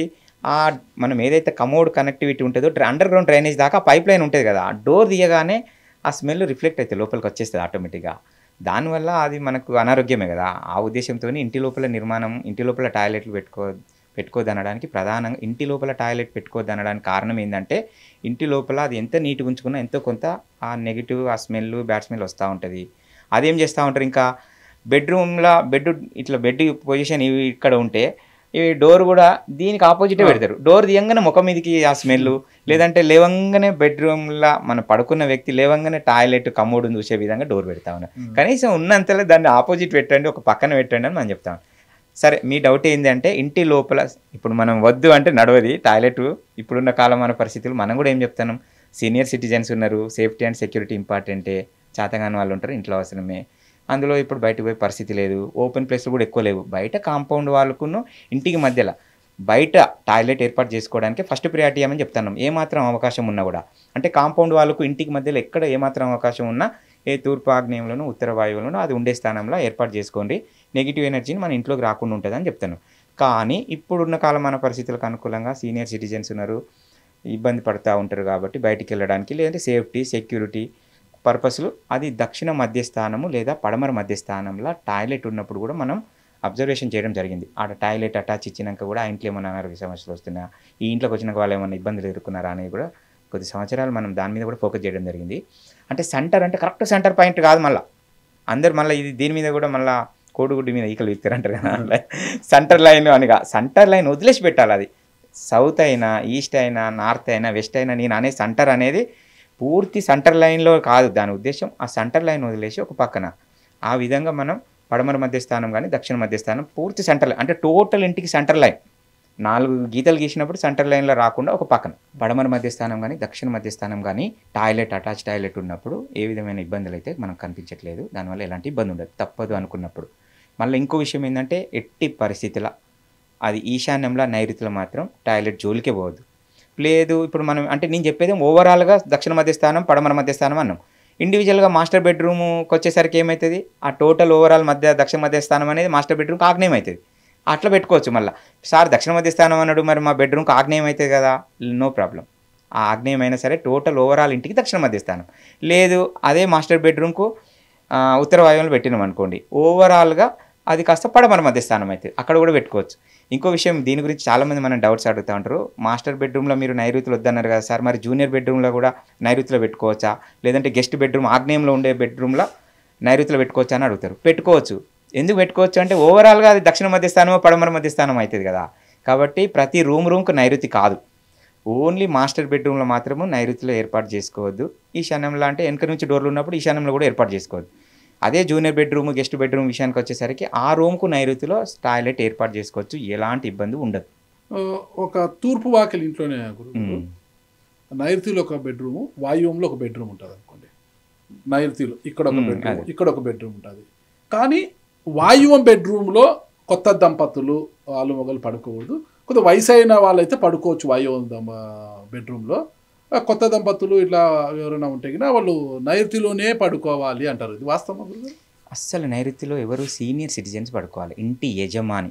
అది రాక్షస స్థానము అంటే డిసిజన్ మేకింగ్ అతను చెప్పింది నడవాలి, అతనే ఇంటి పెద్దగా ఉండాలి, అతని మాట మనం పిల్లలు కొడుకు బిడ్డలు వినాలని ఆ కమాండింగ్ పవర్ నైరుతిలో ఉన్న వాళ్ళకి అది ఉంటుంది. స్థానబలం అంటారు దాన్ని. నైరుతిలో సీనియర్ సిటిజన్ అంటే ఇంటి యజమాని మాత్రమే అలా పడుకోవాలి. ఆగ్నేయం బెడ్రూమ్లో వచ్చింది అనుకో, ఫర్ ఎగ్జాంపుల్ అంటే కిచెన్కును మాస్టర్ బెడ్రూమ్కు మధ్యలో బెడ్రూమ్ ఉంటుంది కదా సౌత్ వాల్కు, అక్కడ మొదటి కొడుకు పడుకోవాలి, రెండో కొడుకు వచ్చేసి ఈ ఉత్తర వాయువ్యంలో ఉంటుంది కదా ఈ బెడ్రూమ్లో పడుకోవాలి. స్టెప్ బై స్టెప్ ఇది లాజిక్ వాస్తవం. ఒక రెంట్ ఉండే ఇంట్లో ఒకవేళ రెంట్ సేమ్ మీరు చెప్పిన త్రిబుల్ బెడ్రూమ్, నైరుతిలో ఒక బెడ్రూమ్, నైరుతిలో తల్లిదండ్రులు పడుకోవాలి, వాయువ్యంలో ఒకటి, సౌత్ మిడిల్ ఒకటి, ఉత్తరం వస్తుంది, ఉత్తర మిడిల్. ఉత్తర మిడిల్ అసలు నేను బెడ్రూమ్ పెట్టుకోవద్దని చెప్తా ఉన్నాము. ఈశాన్యంలో ఉత్తర మిడిల్ లాభం జరగట్లేదు. ఇది తూర్పు డోరు. గదే నైరుతిలో ఒక ఇది, నైరుతిలో ఒక బెడ్రూమ్, వాయువ్యంలో ఒక బెడ్రూమ్, వాయువ్యం ఆనుకొని యువతలకు వచ్చేళ్ళకే ఉత్తర వాయువానికి ఉత్తర ఈశాన్యానికి మధ్యలో బెడ్రూమ్. ఆ బెడ్రూమ్కు ఏర్పాటు చేసే టాయిలెట్ కాస్త అది మనకు కుబేర స్థానము, లక్ష్మీ స్థానం అని అంటూ ఉంటాము, అది ఉత్తర మధ్య స్థానంలో టాయిలెట్ అయిపోతుంది, దానివల్ల నష్టం జరుగుతుంది. బెడ్రూమ్ కంటే ఆ బెడ్రూమ్ కోసం ఒకటి అటాచ్ టాయిలెట్ ఏర్పాటు చేస్తారు కదా, దానివల్ల నష్టం. అటాచ్ టాయిలెట్ అట్లా చేసుకోవచ్చు, నో ప్రాబ్లం. ఉత్తర మధ్య స్థానంలో, తూర్పు మధ్య స్థానంలో, ఉత్తర ఈశాన్యంలో, తూర్పు ఈశాన్యంలో ఎట్టి పరిస్థితుల్లో టాయిలెట్ రాకూడదు, దానివల్ల నష్టం జరుగుతుంది. Be practical, so many evidence ఉన్నాయి మనకు. ఆ ఇంట్లోకి వచ్చినాక 2 ఏళ్ళైంది 3 ఏళ్ళైంది ఆ ఇంట్లో నష్టపోయి మనని ఇన్వైట్ చేస్తూ ఉన్నారు. మనం వెళ్ళి చూస్తే ఇల్లంతా బాగానే ఉంది, ఉత్తర మధ్య స్థానంలో అదే ఈ త్రిబుల్ బెడ్రూమ్ కల్చర్, ఉత్తర మధ్య స్థానంలో టాయిలెట్ వచ్చినప్పుడు ఆ ఇంట్లో దక్షిణ మధ్య స్థానంలో టాయిలెట్ రావచ్చా, దక్షిణ మధ్య స్థానంలో రావచ్చు, పడమర మధ్య స్థానంలో రావచ్చు. ఇంటి మొత్తానికి కొందరైతే ఇంటి మొత్తానికి బ్రహ్మస్థానంలో కూడా టాయిలెట్ పెడతా ఉన్నారు. ఇది ఇంకా దారుణం అయిపోయింది. దానివల్ల కూడా ఆ ఇంట్లో ఫలితం అనుకూలంగా లేక నానా ఇబ్బందులు పడుతూ ఉంటారు. తర్వాత నేను కాకుండా ఇంకోరు సెకండ్ ఒపీనియన్ తీసుకుంటారు. ఆడిపోయిన తర్వాత తీసేపియడం, కూలగొట్టడం కంటే ముందే 1-2 సార్లు సెకండ్ ఒపీనియన్ తీసుకొని ఏర్పాటు చేసుకొని వెనకసి ఇబ్బంది పడకుండా ఉంటారని నా యొక్క ఉద్దేశం. ఇంటికి కాంపౌండ్ వాల్ అనేది కంపల్సరీనా? మంచి ప్రశ్న. కాంపౌండ్ వాలే శ్రీరామ రక్ష అని యూట్యూబ్లో వీడియో పెట్టిన మొదటి వ్యక్తిని నేనే. అది ఎందుకు అనంటే కాంపౌండ్ వాలే శ్రీరామ రక్ష అని ఎందుకు అంటా ఉంటామంటే సరౌండింగ్ వాస్తు దోషము, ఎత్తు పల్లాలు, గొయ్యిలు, వీధి పోట్ల నుంచి ఆ కాంపౌండ్ వాల్ మనం ప్రొటెక్ట్ చేస్తుంది. కాబట్టి అంటే ఏదైనా నెగిటివ్ ఎనర్జీ ఉంటే ఆ కాంపౌండ్ వాల్ పోతుంది, ఆ ఇంటికి సంబంధించిన గోడలకు తగలదు, ఆ ఇంట్లో ఉండేవారికి నష్టం జరగదు. కాబట్టి కాంపౌండ్ వాల్ ఏర్పాటు చేసుకోవడం ఉత్తమం అని చెప్తా ఉంటాం. ఆ కాంపౌండ్ వాల్ వ్యవస్థ అనేది ఇప్పుడు కొత్తగా వచ్చింది ఏం కాదు. వెనకటి నుంచి పాత ఇళ్ళు చూసిన కాంపౌండ్ వాల్ ఉన్నాయి. వెళ్ళలేని వాళ్ళు తడకలతోనైనా సరే వాళ్ళు హద్దు కట్టుకున్నారు. ఇల్లు వేరు, చుట్టూరుగా తడకలు, లేదు అంటే రేకులు, లేదంటే కొన్ని ఎక్కలు పోతే మీరు ఆ బండలు అట్లా ఉంటాయి కదా, సబాస్ బండలు, సల్పలు అంటారు కదా, ఏదో విధంగా వాళ్ళు ఒక హద్దు ఏర్పాటు చేసుకోవాలి. ఇది మన హద్దు, దీనికి మళ్ళీ ఇంటికి హద్దుకు మధ్యలో మనం గ్యాబు మనిషి తిరిగేటట్టుగా ఈ విధానం అనేది తరతరాలుగా వెనకటి నుంచి కూడా ఉంది. ఇవాళ కొత్త క్రియేట్ చేసింది ఏం కాదు. ఇప్పుడున్న మళ్ళీ కదా ఇరుకు ప్లేస్ల వరకు కాంపౌండ్ వాల్ లేక నష్టం జరుగుతూ ఉన్నది. కాంపౌండ్ వాళ్ళు కంపల్సరీ మాండేటరీ. మీకు నేను ఇంకా దీని మీద మీరు అంటే నేను ఇంత మీకు ఇలా ఈ వీడియో చూస్తున్న మన ప్రేక్షకులకు కూడా మీరు ఇందాక అన్నారు కదా వాస్తు ఎందుకు గ్రేటు, మిగతా వాటికంటే వాస్తుని ఎందుకు నమ్మాలన్నారు కదా. వాస్తుని నమ్మడానికి 3 ఎవిడెన్స్ కళ్ళ ముందు వాళ్ళందరికీ తెలిసిన విషయాలు నేను చెప్తా. ఈ కాంపౌండ్ సింపుల్ ఒక్క కాంపౌండ్ వాళ్ళ విషయంలో నేను చెప్పేది ప్రతి ఒక్కరికి వాస్తుని నమ్మాలా వద్దా వాళ్ళే డిసైడ్ చేసుకుంటారు. జస్ట్ ఒక్క కాంపౌండ్ వాళ్ళ టాపిక్ మీద మనం ఇప్పుడు నేను క్లారిటీ ఇచ్చే ప్రయత్నం చేస్తాను. మనము 3 రకాల కల్చర్ ఉంది మన ప్రపంచం మొత్తంలో తీసుకుంటే. ఒకటి వెస్టర్న్ కల్చరు, ఒకటి గల్ఫ్ కంట్రీస్ కల్చరు, మనం 3వది హిందూ కల్చర్, మన ఇండియన్ కల్చర్. ఇండియన్ కల్చర్లో మనం కాంపౌండ్ వాల్ వ్యవస్థ అనేది ఇంటి యజమాని ఎత్తు పెట్టుకుంటూ ఉంటాం. జనరల్గా 5.5, 6 ఫీట్లు 7 ఫీట్లు అంటే మీడియం హైట్తోని కాంపౌండ్ వాల్ ఏర్పాటు చేసుకొని ఇల్లు కట్టుకుంటాం మధ్యస్థంగా మనం మాత్రం ఇంటి చుట్టూ. అదే గల్ఫ్ కంట్రీకి వెళ్తే అక్కడ పెద్ద 12 ఫీట్లు 15 ఫీట్లతో కాంపౌండ్ వాళ్ళు ఉంటాయి. అదే వెస్టర్న్ కంట్రీలకు వెళ్తే యుఎస్ కానీ కెనడా అసలు కాంపౌండ్ వాలే ఉండదు. అర్థమైంది కదా.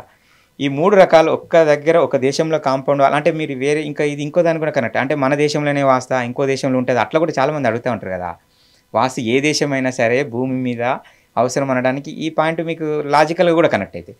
ఇప్పుడు మన ఇండియన్ కల్చర్ ఏంది, చిన్న మీడియం సైజు కాంపౌండ్ వాల్ పెట్టుకుంటాము మనం. అంటే ఒక పద్ధతి ప్రకారంగా మన జీవన విధానము జనరల్గా ఇప్పుడు అంటే అప్డేట్ అయిన కొద్దీ సోషల్ మీడియా వల్ల చిన్న అట్లా ఏమైనా అది వేరు పక్కన పెడితే మ్యాక్సిమం ఏమవుతుంది, చక్కటి కుటుంబము, భార్య భర్తలు, దాంపత్య జీవితము, ఒక లిమిటెడ్ ఒక దాన్ని ఏమంటారు ఒక చక్కటి వసుదైక కుటుంబము, కొన్ని మంచి రూల్స్ అండ్ రెగ్యులేషన్, కొన్ని చక్కటి నియమాలు, ఒక గౌరవము, రెస్పెక్ట్తోని భారతదేశ సాంప్రదాయం అంతా ఉంది. దానికి కారణం మీడియం హైట్ కాంపౌండ్ వాల్ వ్యవస్థ అనేది ఉంది. అదే మనము వెస్టర్న్ కంట్రీస్కి వెళ్తే అసలు కాంపౌండ్ వాలే ఉండదు. అంటే అర్థమైంది విచ్చలవిడితనం ఉంటుంది అక్కడ. మీరు చూస్తూ ఉంటారు ఎవరి భార్య ఏంది, ఎవరు ఏంది, ఈరోజు ఎవరు ఉన్నారు, రేపు ఎవరు ఉన్నారు అంటే ఒక విచ్చలవిడితనం మీకు అర్థమైంది కదా. ఆ విధంగా కళ్ళ ముందు కనిపిస్తుంది. అంటే ఒక కాంపౌండ్ వాల్ అనేది గింత ఇంపాక్ట్ చూపిస్తుంది. గల్ఫ్ కంట్రీలో ఎత్తైన కాంపౌండ్ వాల్ ఉండడం వల్ల ఆ స్వేచ్ఛ జీవితం మనకు కనిపించట్లేదు. ఇక్కడనేమో కాంపౌండ్ వాల్ మొత్తమే, అంటే ఎత్తైన కాంపౌండ్ వాల్ ఉంటేనేమో వాళ్ళు స్వేచ్ఛను కోల్పోతా ఉన్నారు. మొత్తమే కాంపౌండ్ వాల్ లేకపోతే వాళ్ళు విచ్చలవిడితనంగా అసలు అన్లిమిటెడ్గా ఉన్నారు. మనం ఒక మధ్యస్థంగా కాంపౌండ్ వాల్ గేట్ పెట్టుకుంటే ఎంత చక్కటి జీవితాన్ని మన భారతదేశం, మన కల్చరు ఎంత గొప్పది. ప్రపంచ దేశాలన్నీ కీర్తిస్తూ ఉన్నాయి, గర్విస్తూ ఉన్నాం కదా. మనం చూసి ప్రపంచ దేశాలన్నీ గర్విస్తూ ఉన్నాయి కదా. కాంపౌండ్ వాల్ ఒక కాంపౌండ్ వాల్ వల్లనే గింత ప్రాక్టికల్ కనిపిస్తుంది. ఇదే కాంపౌండ్ వాళ్ళు ఇప్పుడు డూప్లెక్స్ అనుకోండి, కింద పిల్లర్ వేసి మొత్తం కింద ఏదో ఒక 2 రూమ్లు వేసేసి కింద పిల్లర్ వేసి పైన తీసుకెళ్తారు. కింద ఏమో చుట్టూ కాంపౌండ్ వచ్చేస్తుంది, కింద చుట్టూ కాంపౌండ్ ఉంటుంది. పైన ఫస్ట్ ఫ్లోర్కి వెళ్ళేదానికి తూర్పు ఉత్తరము స్పేస్ ఇచ్చి దక్షిణము పడమర స్పేస్ లేకుండా కట్టేసి ఉంటారు. అప్పుడు అది ఉండొచ్చా? కింద ఏమో స్క్వేర్ వచ్చి ఉంటుంది కాంపౌండ్, పైన వెళ్ళేదరికి తూర్పు ఖాళీ ఉంటుంది, పడమర ఈ దక్షిణం ఖాళీ ఉండదు. కింద కాంపౌండ్ వాల్ అంటే భూమి మీద ఏర్పాటు చేసేదాన్ని కాంపౌండ్ వాల్ అంటాము. పైన అది పారాపెట్ వాల్, మనిషి అడ్డం పడకుండా పెట్టుకుంటాం కదా. అది కాంపౌండ్ కింద కాదు. మనం దక్షిణ స్థలము అక్కడ ఏదైతే బాల్కనీ వదులుతామో దక్షిణము పడమర వైపు దాన్ని కార్పెట్ ఏరియాగా మార్చుకోవచ్చా అనేది అసలు మీరు అడిగే. కార్పెట్ ఏరియా ఇంటి లోపల వాడుకోవచ్చు, దానికి ఇంటి చుట్టూ పైన కూడా తిరగాలని ఏం లేదు. ఇంటికి భూమి మీద మాత్రమే, అంటే పక్కింటోడు గొయ్యి తోడితే మన ప్రాణాల మీదకి రాకుండా ఆ నెగిటివ్ ఎనర్జీని అడ్డుకట్ట వేయడానికి కాంపౌండ్ వాల్ అవసరం. పైన దాని ఇంటి చుట్టూ తిరగాల్సిన అవసరం ఏం లేదు. No problem. ఎందుకు అనంటే లాజిక్ ఏంటంటే తూర్పు ఉత్తరం సైడు ఈ స్పేస్ వచ్చి అదే బాల్కనీ, అది కంపల్సరీ. అది వచ్చి దక్షిణము పడమర ఏమి ఉండదు, లేకపోయినా ఇబ్బంది ఉండదు. తూర్పు ఉత్తరం ఉంటే సరిపోతుంది. దక్షిణము పడమర వైపు బాల్కనీ ఖాళీ ప్లేస్ లేకపోయినా ఎలాంటి ఇబ్బంది ఉండదు. ఫస్ట్ ఫ్లోర్ కు మళ్ళీ అది భూమి మీద కాదు, ఫస్ట్ ఫ్లోర్ అయినా సెకండ్ ఫ్లోర్ అయినా కూడా నార్త్ ఈస్ట్ కానీ నార్త్ కానీ అట్లా ఉండొచ్చు. యాక్చువల్గా ఏంది ఇందులో ఉండే లాజిక్ చెప్తాం మీకు. పైన చుట్టూ తిరిగేటట్టు ఉండకున్న ఇబ్బంది ఏం కాదు, కింద మాత్రం ఉండాలి. ఎందుకు అని మీరు మనం ఆలోచిస్తే కింద ఏంటంటే ఫర్ ఎగ్జాంపుల్ మనము మన పక్కింటోడు ఈశాన్యంలో ఈశాన్యంలో బోరేస్తే మనకేమైతుంది, నైరుతి అవుతుంది. నైరుతిలో గొయ్యి ఉంటే అకాల మృత్యుపాలు అవుతారని శాస్త్రంలో ఉంది, నేను చెప్తా ఉన్నాము. ప్రాక్టికల్ సో మెనీ ఎవిడెన్స్ ఉన్నాయి. ఆ గొయ్యి దోషాన్ని ఈ ఇంటి వాళ్ళు అనుభవించద్దుగా అంటే ఆ గొయ్యికి అది బోరు కానీ అతను ఈశాన్యంలో వేస్తే మనకు ఆజ్ఞానం అవుతుంది కదా. ఇట్లా ఇల్లు ఉన్నప్పుడు మన ఇంటికి నైరుతులు ఉన్నాడు వాడు ఈశాన్యం, ఇట్లా 1 2 3 ఉంటాయి కదా. మన ఇల్లు ఎగ్జాక్ట్ కాదు నేను ఆ లాస్ట్ కార్నర్ మన ఇంటికి నైరుతిల, మన ఇంటికి పూర్తి సౌత్ వెస్ట్ లా. ఇప్పుడు దీనికి ప్యారలల్ గా ఎన్కిల్లు కాదు, ఆ కార్నర్ ఇల్లునికి ఏమైతుంది అక్కడ ఈశాన్యం. సరే మీరు మీరు అన్నట్టు మన వెనుక ఇంట్లోనికైనా ఆగ్నేయమైన మనకు పడమర నైరుతి అవుతుంది. మా ఇంటికే పడమర నైరుతిలో వేరే వాళ్ళ సెప్టిక్ ట్యాంక్ తోడితే నాకు స్వయంగా నష్టం జరిగింది, నాకు యాక్సిడెంట్ అయింది. నా పడమర నైరుతి అంటే మాకు పడమరలా కాంపౌండ్ వాల్ లేదు, మా ఇంటికి ఆ సెప్టిక్ ట్యాంక్ మధ్యలో కాంపౌండ్ వాల్ లేదు, మా ఇల్లే హద్దు. పక్కనే తోడిండు, వాని జాగా కాబట్టి పక్కనే తోడిండు. పక్కింటి వాస్తు దోషం ప్రాణాలు తీసుకుని జాగ్రత్త అని నా జీవితంలో జరిగిన ఎవిడెన్సే నేను నా యూట్యూబ్ ఛానల్లో వీడియో కూడా చేయడం జరిగింది. మా నాన్నకు హార్ట్ అటాక్ వచ్చింది, నాకు 2 సార్లు యాక్సిడెంట్ అయింది, చాలా నష్టం జరుగుతుంది మనకు. అందుకే కదా కాంపౌండ్ వాల్ శ్రీరామ రక్ష అని పదే చెప్తా ఉంటాడు. పక్కింటోడు కాంపౌండ్ వాళ్ళు కలిపి కట్టుకోవచ్చా? కలుపుకోవద్దు, అసలు ఏం సంబంధం. ఇప్పుడు మనం వాడి కాంపౌండ్ వాళ్ళు వాడిది, వీడి కాంపౌండ్ వాళ్ళు, నాకు స్థలం వేస్ట్ అవుతుంది, గ్యాప్ వదలను అంటాడు. కానీ ఇట్లా మనం ఇప్పుడు ఇక్కడ మనం మోయినాబాద్ నుంచి చేవెల సైడ్ అటు వెళ్తే ఆ ఏరియా మొత్తంలో షేర్ సంది వరసంది అని మాట్లాడతాం. అట్లా విడిచిపెట్టి ఇల్లు కట్టుకున్నారు, చాలా చక్కగా ఉన్నారు. ప్రతి ఇంటికి మధ్యలో వాళ్ళు 2 ఫీట్లు వదిలేదు, వీళ్ళు 2 ఫీట్లు. ఇప్పుడు ఇది కాంపౌండ్, వీడిది ఇది కాంపౌండ్, ఇట్లా కట్టేపేస్తాడు. ఇట్లా కొద్ది గ్యాప్ అంటే నా స్థలం వేస్ట్ అవుతుంది, నేను వదలను అంటాడు. ఇట్లా వచ్చి నా గోడకు గరుచుకుంటాను అంటాడు వాడు. అప్పుడు ఎట్లా? మనకు వాళ్ళు వట్టి కాంపౌండ్ వాళ్ళు టచ్ ఉంటే ఏం కాదు, కానీ ఆ కాంపౌండ్ వాళ్ళు కంటుపెట్టి వాళ్ళు టాయిలెట్ ఏర్పాటు చేసుకొని వాళ్ళు సెప్టిక్ ట్యాంక్ తోడి ఆ మూల మూసేసుకున్నప్పుడు మనకు పెరిగిన దోషం అవుతుంది. ఆ కాంపౌండ్ వాళ్ళకు వాళ్ళ కాంపౌండ్ వాళ్ళు మన కాంపౌండ్ వాళ్ళు అంటుకొని ఉండి అక్కడ ఎలాంటి టాయిలెట్లు అట్లాంటి నిర్మాణం లేకపోతే దానివల్ల పెద్ద ఇబ్బంది. ఇప్పుడు కొత్త కల్చర్ వచ్చిందంట, ఒకవేళ కలుపుకోవడం అంటే మధ్యలో థర్మాకోల్ పెట్టి కడితే సరిపోతుంది కదా అంటారు అనమాట. అది కట్టచ్చు. అట్లా థర్మాకోల్ దాని అర్థం ఏంది, లోపల ఎయిర్ ఫ్లో అనేది ఉండాలి, వాటర్ ఫ్లో ఎయిర్ ఫ్లో ఉండాలి, ఓపెన్ టు స్కై అనేది ఉండాలి. అది 2 ఇంచులా 3 ఇంచులా కాదు. థర్మాకోల్ పెడతాను, నేను కూడా ఫీల్డ్ విజిట్కి వెళ్ళినప్పుడు చూస్తే అది ఫిక్స్ అట్లనే ఉంటుంది. అది ఆల్రెడీ మూసుకపోతుంది, సిమెంట్ పడుతుంది, అది పడుతుంది. నువ్వు థర్మాకోల్ పెడుతున్నావా సిమెంట్తోనా ఇటుకతోనే కాదు, గ్యాప్ ఫుల్ఫిల్ కావద్దు, గ్యాప్ ఉండాలి. అది ఇప్పుడు ఫర్ ఎగ్జాంపుల్ కరెంట్ షాక్ నుంచి నెగిటివ్ ఎనర్జీ మీన్స్ ఏంది, కరెంట్ షాక్ పెట్టినప్పుడు ఆ కరెంట్ షాక్ కాంపౌండ్ వాళ్ళకి వెళ్ళాలి, కానీ అది తీసుకొచ్చి మన ఇంటికి అంటుకోవద్దు. అదే నెగిటివ్ ఎనర్జీ అంటే అర్థం. సింపుల్ మీకు అర్థం కావడం చెప్తాను. ఒక కరెంట్ షాక్ ఉంది, బయట నుంచి కరెంట్ షాక్ వచ్చింది ఏదన్నా, ఆ కరెంట్ అనేది కాంపౌండ్ వాళ్ళకి పోతే ఆ ఇంట్లో ఉన్న వారికి అది సంబంధం లేకుండా టచ్ కాకుండా ఉండాలనేది అర్థం. దాని ఉద్దేశం వాష్రూమ్ పెట్టకూడదు అంటారు. ఇది చాలా పెద్ద టాపిక్. మెట్ల కింద బాత్రూమ్ ఉండొచ్చా, నేను నా వీడియోలు ఉన్నాయి. అప్పటి వరకు మనం వీడియోలు చేసేసరికి కూడా మనం ఫీల్డ్ విజిట్కి వెళ్ళే వరకు కూడా ఎక్కడ చూసినా కూడా మెట్ల కింద బాత్రూమ్ ఉండి నానా ఇబ్బందులు పడ్డాయని కొన్ని వందలు వేల కుటుంబాలు చూడడం జరిగింది. ఎవరికి ఇబ్బంది కలుగుతుంది మెట్ల కింద బాత్రూమ్ ఉంటే? మెట్ల కింద దాని ఉద్దేశం ఏంటంటే ఇల్లు అనేది డయాగ్నల్ స్క్వేర్ ఆర్ రెక్టాంగిల్ 4 సత్యవకం అంటారు కదా, స్క్వేర్ ఆర్ రెక్టాంగిల్ ఉండాలి, ఆ మూలలు పెంచుకోవద్దు. ఇప్పుడు మనం ఏం చేస్తాం, మెట్ల కింద బాత్రూమ్ ఇంటిని అంటకుండా మెట్ల కింద ఉన్న నష్టం లేదు. ఆ మెట్లు నెత్తికి తాకుతాయి కాబట్టి ల్యాండింగ్ కింద మెట్లకు అంటు పెడతారు, ఆ ఇల్లు రూమ్ కూడా అంటు పెడతారు కదా, అంత స్పేస్ ఉండదు కదా అంటుకోకుండా. అంత ఎత్తైన మెట్లు ఎక్కడ ఉన్నాయి, సగం మిడ్ ల్యాండింగ్ దగ్గర దాకా పోయిన తర్వాత పైకి వెళ్తారు కదా. ఇంటిని అంటు పెట్టుకొని కడితే నష్టము, మెట్ల కింద ఉండడం వల్ల కాదు. ఆ మెట్ల కింద మెట్లకు అంటుకొని ఉన్నా ఇంటికి అంటుకొని ఉన్నా కూడా అది ఇల్లు పెరిగిన దోషం అవుతుంది. ఇల్లు ఎప్పుడు స్క్వేర్ ఆర్ రెక్టాంగిల్ ఉండాలి, ఏ వైపు పెరగద్దు. అది ఆగ్నేయంలో మెట్లు ఉన్నప్పుడు మన దృష్టికి వచ్చిన విషయం ఏంటంటే అది ఆగ్నేయం అనేది ఎక్కువ స్త్రీలను ఇంపాక్ట్ చేస్తూ ఉంది. తూర్పు ఆగ్నేయం మెట్లుంటే ఆ ఇంట్లో స్త్రీలకు దుఃఖము, కన్నీళ్ళు, అనారోగ్య సమస్యలు అనేది ప్రాక్టికల్ కనిపిస్తూ ఉన్నాయి. అదే ఉత్తర వాయువ్యంలో ఉన్నప్పుడు ఏమైంది, ఉత్తర వాయువ్యంలో మెట్ల కింద బాత్రూమ్ ఉండి ఆ బాత్రూమ్ ఇంటికి అంటుకొని ఉన్నప్పుడు ఆ ఇంట్లో నష్టం ఏంటంటే లీగల్ ప్రాబ్లమ్స్, కోర్టు కేసులు, పోలీస్ స్టేషన్, గొడవలు, బంధుమిత్రుల తగాదాలు జరిగే ప్రతి ఇంటికి ఆ లోపం ఉంటుంది. మనం వెళ్ళినప్పుడు పదే పదే ఒకే సమస్య 10 రకాల ఇళ్లలో ఉంది, ఆ 10 రకాల ఇళ్లకు ఆ మెట్ల కిందనే బాత్రూమ్ ఉన్న ఇంట్లోనే ఈ సమస్య వాళ్ళు మనకు చెప్తా ఉన్నారు. ఓహో ఈ మూలకు ఉండడం వల్ల ఈ నష్టం జరుగుతుంది, అట్లా జరుగుతూ ఉంది. అట్లా మన దృష్టికి వచ్చినాయి చెప్పడం జరుగుతుంది తప్ప.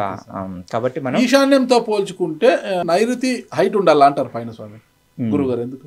నైరుతి అనేది నైసర్గిక స్వరూపం గురించి టాపిక్. ఇప్పుడు మనం చెప్పినాం కదా, వెంకటేశ్వర స్వామి 7 కొండలు, నైరుతి ఉన్నతంగా ఉంది, ఈశాన్యం పల్లం ఉంది కాబట్టి అది ప్రపంచంలోనే ప్రథమ స్థాయికి చేరుకుంది, కలకలలాడుతూ ఉంటుందని. నైరుతి నిరతుడు రాక్షసస్థానం, అది ఎత్తుగా ఉండాలి, బరువుగా ఉండాలనేది మన ఋషులు మహానుభావులు మన దృష్టికి మనకు అందించినటువంటి నాలెడ్జ్. మన ఋషులు మహానుభావుల ద్వారా మనకు తెలిసిన విషయం. అది ప్రాక్టికల్గా చూసినా కూడా నైరుతి ఎత్తుగా ఉండి ఈశాన్యం పల్లంగా ఉన్న ఏరియాలు కూడా మీరు ప్రాక్టికల్గా చూస్తే ప్రతి సిటీలో కొన్ని ఏరియాలు ఫేమస్ ఉంటే ల్యాండ్ మార్క్గా మనం పిలువబడుతూ ఉంటాయి. అవి ఎక్కడ చూసినా కూడా మీకు సౌత్ పల్లము, నైరుతి పల్లము, వెస్ట్ పల్లం ఉండవు. మీరు ఆ వాస్తు నమ్మడానికి ప్రేక్షకులారా ఇది కూడా మీకు ఒక నిదర్శనము. మీ ఊరిలో కానీ మీ నగరంలో కానీ మీరు ఒక్కసారి అబ్జర్వ్ చేయండి, ఒక మార్కెట్ అంటే పెద్ద షాపింగ్ కాంప్లెక్స్లు, మార్కెట్లు, కలకలలాడే ప్లేస్లు ఉంటాయి కదా, ఒక్కసారి చూడండి వర్షం పడితే ఈస్ట్కి కానీ నార్త్కి కానీ ఈశాన్యం కానీ పల్లంగా ఉండే ఏరియాలు మాత్రమే మనకు అక్కడ కలకలలాడుతూ ఉంటాయి, అది ఫేమస్ ఉంటుంది. ఎక్కడ సౌత్ వెస్ట్ పల్లంగా ఉన్న దగ్గర కూడా మనం ల్యాండ్ మార్కుగా చెప్పబడే ప్లేసులు లేవు. మీ కళ్ళ ముందు ఉన్నాయి కదా, ఇంత మంచిగా ఇట్లా చెప్పుకుంటూ పోతే సో మెనీ ఎవిడెన్స్ ఉన్నాయి. ఇంకొక అనుమానం గురుగారు, ఇప్పుడు ఈ ఫాస్ట్ కల్చర్ పెరిగిపోతుంది కదా, ఇంట్లో బాగా డబ్బున్న వాళ్ళు బాగా అందమైన హంగులతో ఇల్లు కట్టుకుంటున్నారు, ఇంటి పైన స్విమ్మింగ్ పూల్ పెట్టేసుకుంటున్నారు, పెట్టుకోవచ్చా? దానికి కూడా ఒక పద్ధతి ప్రకారం ఎక్కడ ఉండొచ్చు, దాని ఇక్కడ ఉండాలి అక్కడ ఉండాలి అదేం లేదు. భూమి మీద అయితేనే ఆ గొయ్యి తోడడము ఎక్కడ ఉండాలి, గొయ్యి ఈశాన్యంలో ఉండాలనా, తూర్పు ఈశాన్యమా, ఉత్తర ఈశాన్యమా, పూర్తి మూలపోటు లేకుండానా అనేది భూమి మీద పారామీటర్స్ వేరు. మనం పైన స్లాబ్ మీదకి వచ్చేసరికి అక్కడ కూడా పెట్టుకోవచ్చు, దానివల్ల ఇబ్బంది ఏం లేదు, నో ప్రాబ్లం. కానీ అది ఉండే స్థానంలో ఉండాలి. ఆ స్విమ్మింగ్ పూల్ కూడా నైరుతిలో ఏర్పాటు చేసుకోవద్దు, మిగతా ఎక్కడున్నా నష్టం జరగదు. కానీ ఆ నైరుతిలో స్విమ్మింగ్ పూల్ భూమి మీద అయినా సరే, మనం స్లాబ్ మీద అయినా సరే, అది ఏ ఫ్లోర్ అయినా సరే, నైరుతిలో స్విమ్మింగ్ పూల్ నష్టమే చేస్తుంది. మహానటి సావిత్రి గారు కూడా తన ఇంటికి నైరుతిలో స్విమ్మింగ్ పూల్ ఏర్పాటు చేసుకున్న తర్వాతనే ఆమె ఆ విధంగా నష్టం జరిగింది. ఓకే గారు, థ్యాంక్ యూ. వాస్తు శాస్త్రం అంటే ఒక ఇంటి నిర్మాణంలో ఏది ఎలా ఉండాలి, పూజ గది ఎలా ఉండాలి, ప్రధాన ద్వారము, కిటికీలు సరి సంఖ్యన, బేస్ సంఖ్యన, లిఫ్ట్ ఎక్కడ ఉండాలి, స్విమ్మింగ్ పూల్ ఎక్కడ ఉండాలి, వాష్రూమ్స్ ఎక్కడ ఉండాలి, ఇవన్నీ నాకున్న అనుమానాలతో పాటు యూటీవీ వీక్షకులకు ఉన్న అనుమానాలను కూడా మీరు నివృత్తి చేశారనే నేను అనుకుంటున్నాను. మరి చూద్దాం, ఇంకా మెసేజ్ల రూపంలో వాళ్ళు కోరుతారు కదా ప్రేక్షకులు, ఇదేంటి అదేంటి అని అడుగుతారు కదా, అలాంటి ప్రశ్నలు వచ్చినప్పుడు మరొకసారి మిమ్మల్ని కలిసి వారి యొక్క అనుమానాలని కూడా నివృత్తి చేసే అవకాశం మాకు ఇస్తారని కోరుకుంటున్నా. Thank you. నమస్తే అండి, థ్యాంక్ యూ.